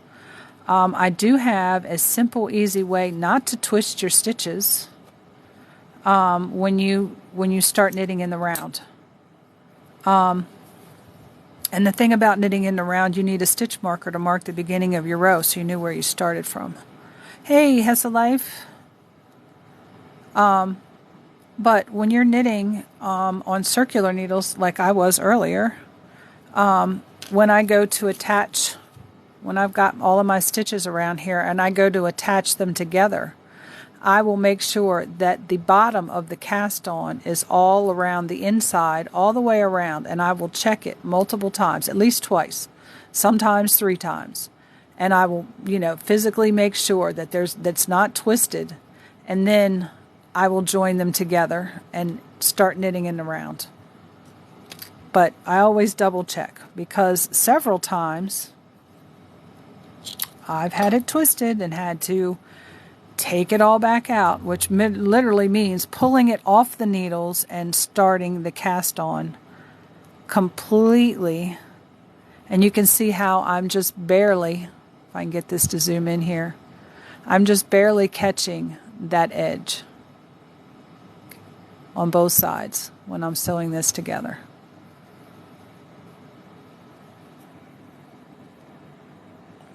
Secure my yarn down here. Do these few stitches to stitch up this. This is the toe portion now.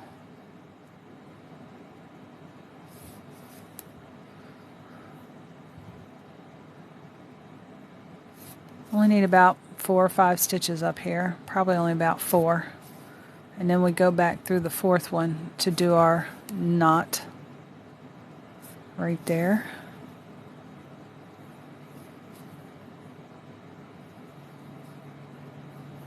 pull that down real tight there. Snip it off. Now we are going to go to our lavender color. The comfiest sweater that I made, and I know it's more than 39 inches long. I think I made it a lot longer than 39 inches long. I am 5'10", and the sweater goes to mid-calf. So it's more like a duster style sweater. And I did stripes. Every 12 rows was a color change. Used 3 different colors. I love the colors that I picked to go together. But having to sew that thing up on the side seam, I probably could have found an invisible, stitch up. But I'm comfortable with my own stitch up. I had to stitch each color with its own color. Oh, it was a pain in the butt. How long did it take? Way too long. But it was worth it because I had started sewing it together with just the one color. White was one of the colors that I used, and I thought I could hide it. And when you give a little tug at the seam when you first start to see if the stitches are going to show. And white was showing through this reef color and this dark chocolate brown that I had used. So I was like, nope. Took it out, had to stitch it up. 12 rows of worsted weight on 10.5 millimeter or a 10.5 size knitting needle. It was not a lot of fun. So anyway, now we are going to stitch these up on the side, and we are going to make sure that we do not go up into here with this. We want to stay down below where we did this bind off here, in with our 22 stitches. Okay, so we're going to seam this right up the side. I'm going to secure this, and we will get on our way here. Fingers are not want to cooperate now. The rest of the evening is going to be a wash for me. Even though this is not extraneous because of the health issues that I have. Sometimes pushing to do stuff like this even causes me to lose a lot of my energy really, really quick. So, hence the fingers, the messages stop traveling as proficiently as they should, and they're not interpreted properly. Sometimes it can be fun, and sometimes it can be a real pain in the you-know-what. And I'm stitching right up the side here. Catching just the very little bit, just like I did in the purple area with the toe and the heel. And once I get this one side, well, we do the other side too. We've been here long enough today. Y'all have been here with me almost all day. From 7 on. Make sure I get this stretched right. Because this one you do have to match up your rows here and make sure you're putting it together right. Otherwise, you end up with it not matching where you need it to match. And that's what happened when I sewed that border edging that you have to fold over on my husband's vintage smoker's jacket that I made for him. I got to take that out around the lapel and fix that because I just started sewing and I didn't make sure that things matched up as I went along. And then I had a big bunch of nothing and nothing to sew it to. Or a big bunch of lapel and no bottom side, which really messed things up. So I got to take that back out.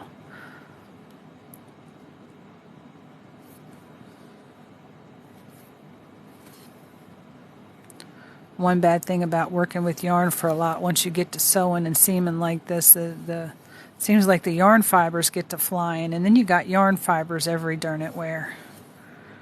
Alright, now what I'm going to do is I'm going to go ahead and tie this off here. I hate doing a lot of tie-offs because I could probably stitch this around. what I'll do is bring another piece of yarn here, and I'm going to seam up the other side.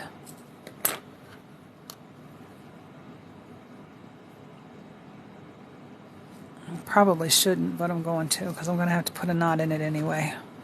So we're going to go ahead and seam up this other side while I'm just chitter-chattering away about life in Yarn Fuzz. Hey, Judy. There's Judy.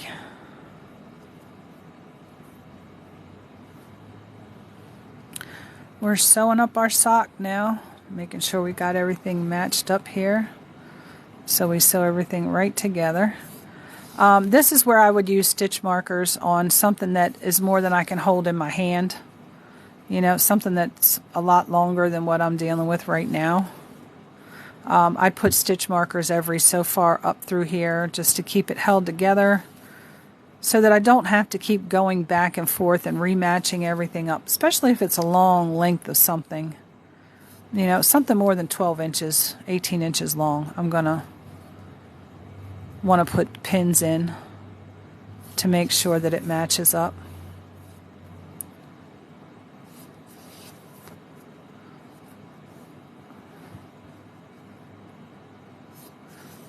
And you see me, I keep doing this. It's to make sure that I don't pull this too tight and draw my sock up.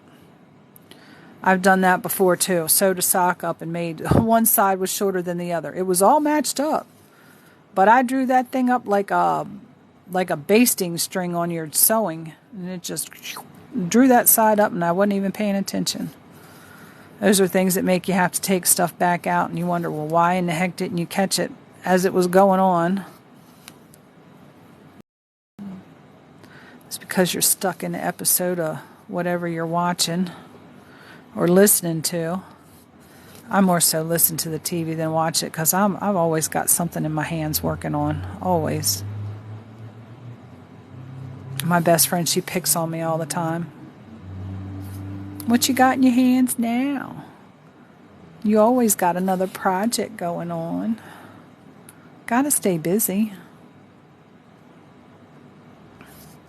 Gotta stay busy.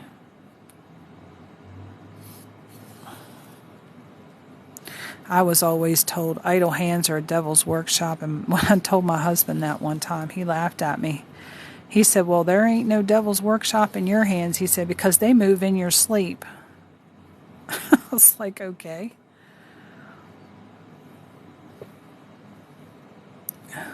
It was funny though. I'm going to go ahead and weave this one in underneath my stitches here so I can cut it off and have it out of the way. Just weave those right up in those stitches where you seamed that, and it'll hold it nice and tight. It won't come out. Nice and tight. At least 4 or 5 stitches. This needle's a little bigger on the back side to accommodate that yarn. So it's a little hard to pull through. Alright, now I'm trying to decide whether I want to continue on with this color to seam this across the back. And actually what I need to do is seam this up first. So we're going to fold this over this way. I'll have to cut that end off. We're going to seam up down the back side of the sock. Then we'll turn it back right side out. Actually, make sure I seam this together right. Let me go ahead and seam across here. Across the back with this. And this will be on the inside. You shouldn't see this. And if so, it'll be onto the back. I'm going to check it though as I go. I can use my nice cast off edge here and this cast off edge and stitch them together. Now, one thing you want to make sure of, you've got 22 stitches here and you have 11 stitches here. 11 here and 22 across here. You want to make sure that you only catch 11 of these stitches, so you've got 11 stitches for this other side. Okay? So, we're going to be very, very careful and make sure that we catch these properly. And I want to catch both legs of that first stitch. We're going to come right here into this, and I think that was our cast on edge from the beginning, which is not going to be double. and we are going to whip stitch those together.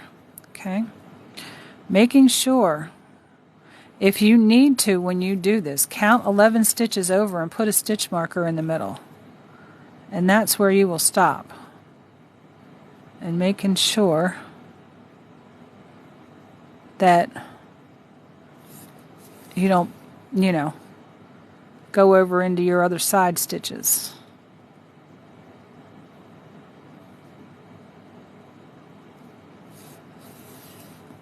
My grandson wore his so much that he wore the bottoms out, and I had made him some and his sister a pair each, and he loved his so much he just wore the heck out of them.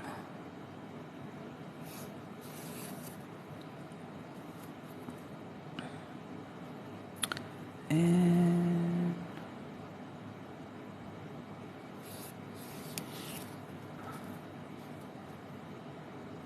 all these strings all over the place. Thank you for the likes, guys. I appreciate it.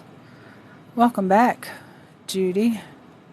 You're knitting a cardigan while watching this. What type of cardigan are you working on, Elisa? Just last year I got into making adult-size cardigans. Made a lot of baby sweaters and stuff like that, baby layette sets. I like to do quick, get-them-done projects. Now, within the last year and a half, and you can see I've sewed that on there.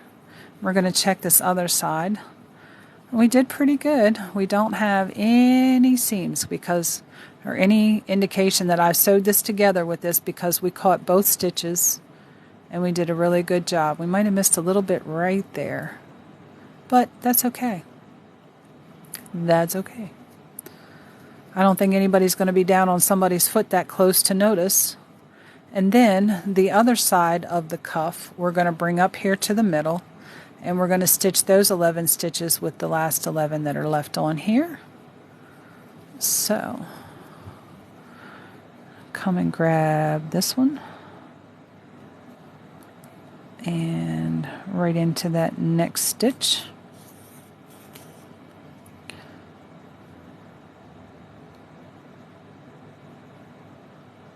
And we're going to just keep sewing right on over to the side. And then the next thing we're going to sew up is the back of that cuff. And then we're going to turn this to the right side, cuff it down, and you will have a finished sock that we knitted in, we started at 7 this morning and went until almost, 10:15? 3 hours and 15 minutes. And then came back on at 11:30 until now. Was that 5 hours for a sock? Actually, there was a lot of more commentary and everything else and instruction going on, which, when you're teaching somebody how to do something, it takes a little bit longer to get it finished, which is to be expected because you're taking extra time. And get these last couple of stitches here. And we will secure this off. Go back through the same one more time.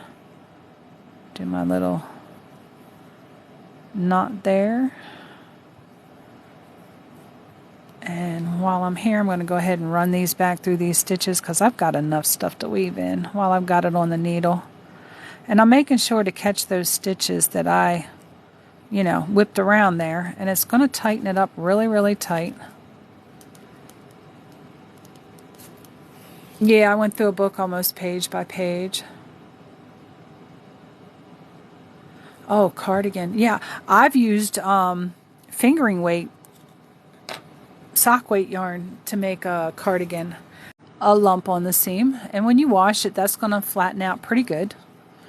Pretty good. No seams on the bottom of the foot, which is what I like. I don't like to have anything up underneath of my feet. And my printer's throwing paper, or the air conditioner's blowing stuff off my desk. All right, got that turned. Now, you can see that this is the inside out of the cuff because we're going to cuff it down like that. And we don't want that seam to show. So part of it is going to have to be seamed on the inside out, and from here up, we're going to have to seam from the other way. So we're going to turn this back around, seam up this little bit of backside until we get to those color stripes. And then when we get to those color stripes, we'll have to turn it around and seam it on the other side, because that's where it goes from right side to wrong side, right in that stripe area. So we're going to pick our yarn back up, yarn needle. I already have our dusty lavender on here, or that seraphim that they call it. I don't know how you get seraphim a color, how that makes a color. And again, just barely catching a little bit here on the back side so as to not make a ridiculously huge lump in your seam. And I'm trying to catch that underneath it there as I go. It's flopping out on me. It's working right up those garter stitches. I'll trim that off. I did catch it on a couple of stitches. Right up through those garter stitches. Right on up to those rib stitches. Now when you do these rib stitches, you're going to want to make sure to catch it properly here, because if not, it's not going to look right on the other side. It's going to look like you've got two ribs blending in together, and you want to make sure that you don't want it to do that. So I kind of catch it on one side of the V and on the other side of the V for each side. So I'm catching like half a stitch off of each side when I'm seaming that area up. The left half of one side and the right half of the other side. And I'm stitching those together. If that makes sense.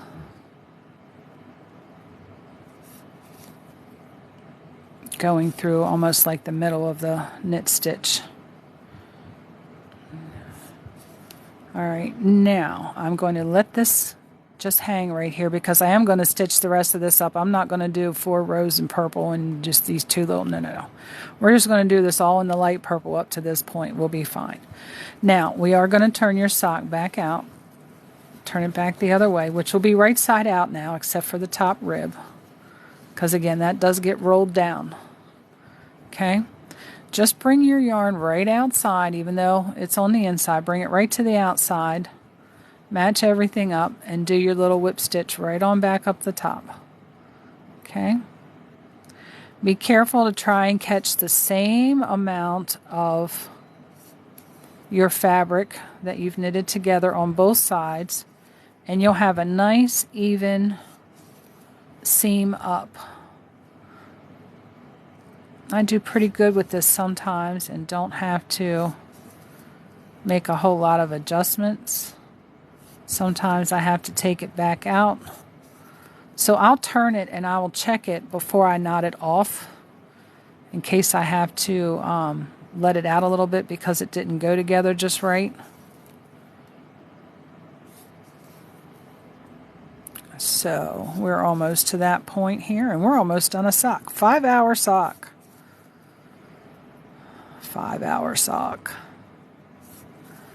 2 stitches up here. And we'll get that one here in a minute. I'm going to roll this down. I'm going to take my needle out of here so I don't stick myself with it. And I'm going to roll this down and I'm going to check my seam. Right there's my seam. You see my seam right there? Once this gets washed, it's almost going to look like that's a purl ridge. You'll barely even see it. I will pull this a little tighter, and these little white stitches that you see through here, you will barely see.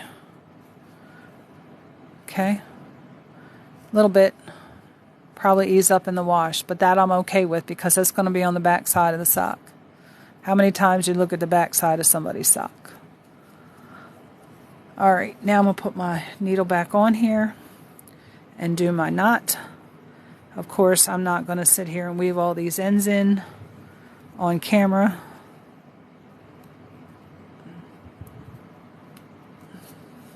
Looks like we're in for some bad weather. Skies are changing. Get my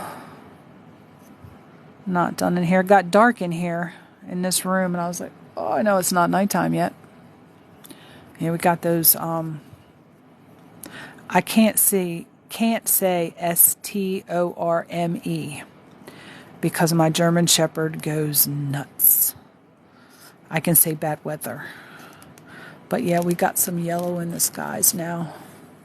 And we were expecting some bad weather today. All right. And then we'll clip this off.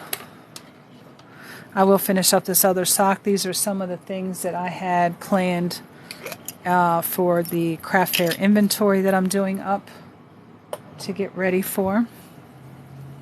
Of course, I still have all these ends I have to weave in, but just to be able to show you the finished slipper sock.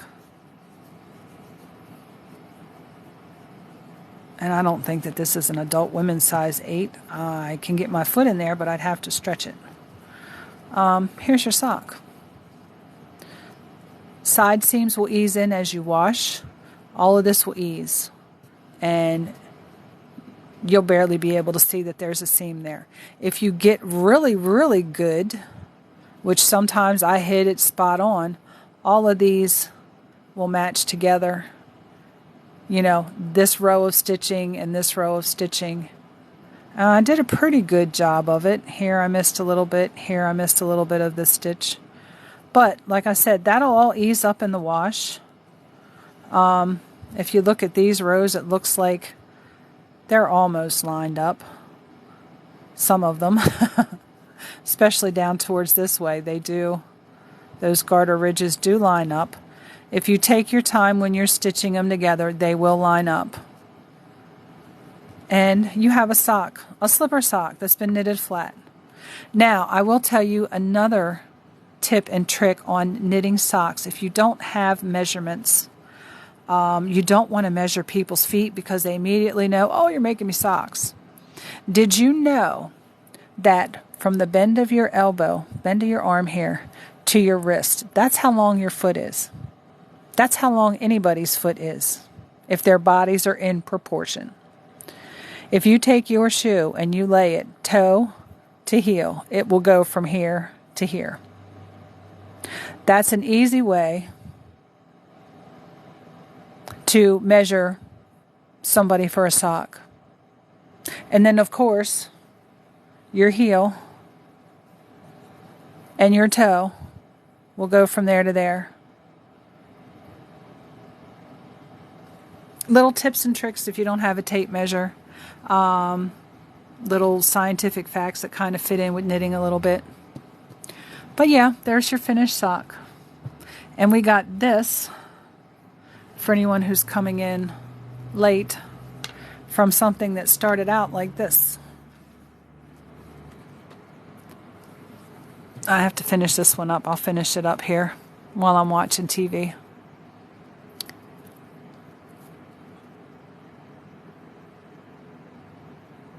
But, yeah. And for those of you who might not have been here earlier and were curious about the socks that were in this book, I'll go through the book again. Who was it who said that they... I got to look back through here. Yeah. Elisa, were you the one talking about socks? Yes, you never knitted socks before. You said, sure, baby girl, I'll call you. I'll call you. Just a few minutes, I'll be ending as soon as I go through here. I wanted to show them some of the socks that were here in this book. It's got a lot of tips on closing seams and casting on and things like that. This one here, I don't know, they called them left sock and right sock. Maybe it's just a sock, basic worsted weight socks. So yeah, they do have worsted weight socks in here.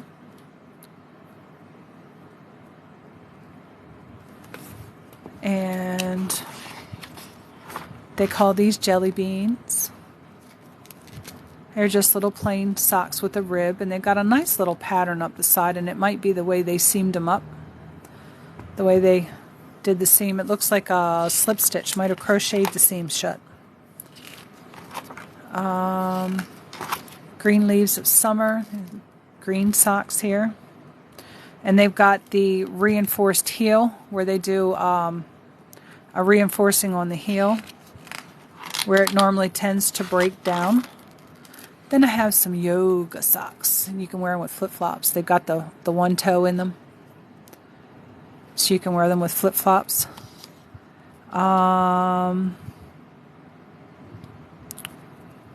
This is done with fingering weight yarn and a size 2 millimeter needle, a US 0. That's a lot of stitching. And I hope my mother knows that I love her, because she likes those type of socks. These are called Wrapped in Hugs. They have a little purling going up the side of the seam there.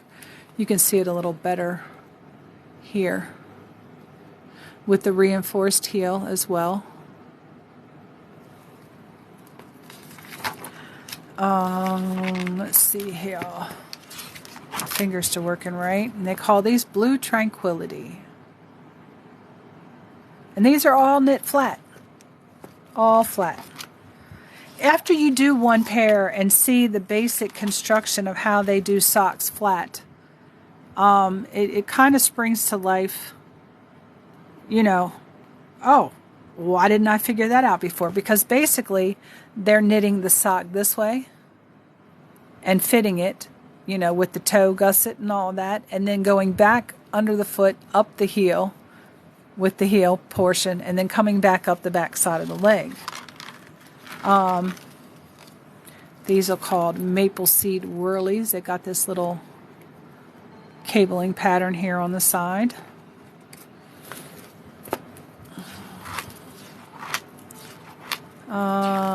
They got maca socks. They look like moccasins. And those look like they're seamed right up the front for the moccasin lacing. And I really like these. These are called Blue Jeans. They've got a little button panel on them.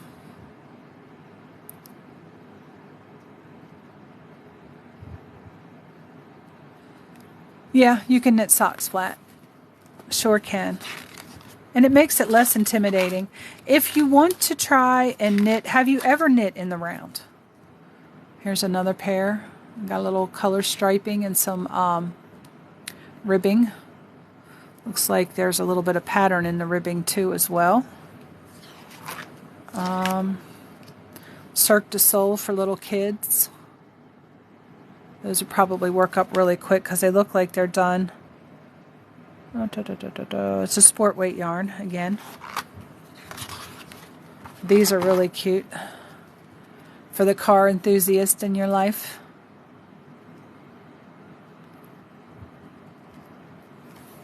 So yeah, if you ever want to try knitting socks in the round, I know double pointed needles can be a little intimidating, but I use the Addi Flexi Flips and I love them a lot. I'm switching out from my double pointed needles to all of those.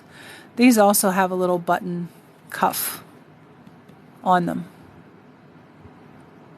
which is probably done after you sew them together and seam them up because you're working this way. Or they might be worked flat and then you pick up the stitches to make the socks. I'll have to look at the pattern and see, but I definitely do want to make some of those.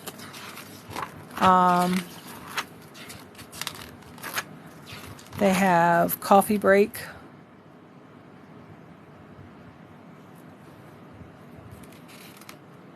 Oh, thank you for sharing, and thank you for joining from the share. I really love it when people come in from that. Gingerbread socks. I'll turn them around this way, and you can see the little gingerbread men. Of course, if you wanted to decorate these up a little more, you can take and put beads in as you're going through, so they have little beaded gumdrop buttons, you know, things like that that you can add. Beads that you can use to go across for the little white icing if you really wanted to get into that much detail with these. All kinds of things that you could do with those. They have some Argyle socks. I'll show you the title of the book here in just a sec. We also have these. They're called Touch Me Nots. I like these. Really, really cute. Llama, you said a tie. And these are the tuxedo socks. And this is the last pair of socks that's in this book. The book does have tips and tricks, and it shows you cast-ons and things like that. I think it was Debbie who went and bought the book. Debbie bought yarn. Somebody bought the book today. They do have it on Amazon. It's $11.99. Yeah, you could do a tie for the gingerbread man if you want to. Oh, Hoarder Ace bought the book. There it is. But yeah, it's on Amazon. She found it on Amazon. But I'm going to be using this book pretty much here in the near future. Tomorrow, I'm going to say by, let's just say 8 o'clock. 8 o'clock a.m. tomorrow morning. I'll be on. Anybody who wants to join, I'll be doing some knit basics. If you can't be on at 8 o'clock, jump in whenever you can. The knit basics are basically going to be repetitive cast-ons and, just practicing a knit and purl stitch and cast off. So we'll be doing it for a couple of hours. Whenever you come in, I definitely will help you with cast-ons, cast-offs. I'll have to show you. And I think, yeah, I did put my Addi Flexi Flips away. I'll definitely have those out tomorrow because I might show some in the round with double pointed, circular. I'll have stuff set up already cast on and ready. So that way, once I do a cast on, I won't have to knit too many stitches to be able to show you cast offs on things. So I'm going to get multiple needles, double pointed circulars casted on tonight to be ready. And I'll have empty needles to show you cast ons and cast offs with as we go through. But 8 a.m. tomorrow morning, I will be here and ready to go. So, Elisa, I'm glad I could help you with the socks. Hoarder Ace and Elisa and whoever else was interested in the book, good luck. The socks in there are gorgeous. They are knitted flat. And you seam them up. I'm going to go through. I'm going to be knitting a good bit of them out of there. I know there was I don't really care too much for the coffee break and the Cirque du Soleil. But, there's other ones in there with nice pretty designs on them and things like that. And I've made these before with these basics. You could probably change up this garter stitch if you wanted to go to stockinette. I don't know exactly how much ease you would lose because this garter stitch is a lot more giving than the stockinette stitch. As far as stretching and being able to hold, the whole size. You could probably replace, if you wanted stockinette on the bottom, do it underneath the foot. That way you don't have all these lumpies if you've got somebody who really seriously has sensory issues like me. Oh, thank you so much. Yeah, I'm glad to have spent my day with you guys too. Most of the day I have been with you guys. Almost 8 hours. Almost 8 hours. So, but yeah, you can change things up in a pattern if you don't like certain stitches, just like I did with this one, changing up those increases. This one's going to have the holes in it. I might take it back. I might just let it go. Before I take it back, I will try doing a little seam up, a little mock seam up with some stitches and see how it looks. That is definitely going to be underneath the toe, so it wouldn't be a big difference if I left it there, but I know it's there, and I'm one of those crafters that if I know it's there and I don't like it, I got to do something about it. Doesn't matter if I'm keeping it or if it's a gift or if it's a commission. Oh, you're welcome. Llama, thank you. Hoarder Ace, yes. Very, very welcome. Did I already do the seams? Yes, Judy. I already did the seams on this one here. I will be uploading these to YouTube. So you'll have to catch that from there. I haven't got this one done yet to be able to show you how to do the seams. You have to make sure that you got your right sides together when you seam it, that your outsides are outside. This becomes a wrong side, so you have to seam this part up separate after you've gotten this part done. Because this part you'll have done turned on the other side, and this part you'll seam here because this gets turned down. This is worn just like this, as a little short sporty sock, slipper sock. But when I get ready to do this one, I can do another video, or I will have these two videos up on YouTube by this evening, once TikTok gets done processing them. Sometimes it takes just as much time for me to record it as it does for TikTok to process it, but I'll have them up there and you can see how it gets seamed. No, you don't feel the seams when you wear them, because the way I stitch them, it's almost no seam. I can show you here on the inside. You can see the seam right there, and once I wash it, that's gonna just about disappear. I mean, it's not a very big seam, and it's up the side of the foot. And I'm sure with the Sport Rate, it's not going to be that big. And with some of the fingering weight or sock yarn that they are calling for in here.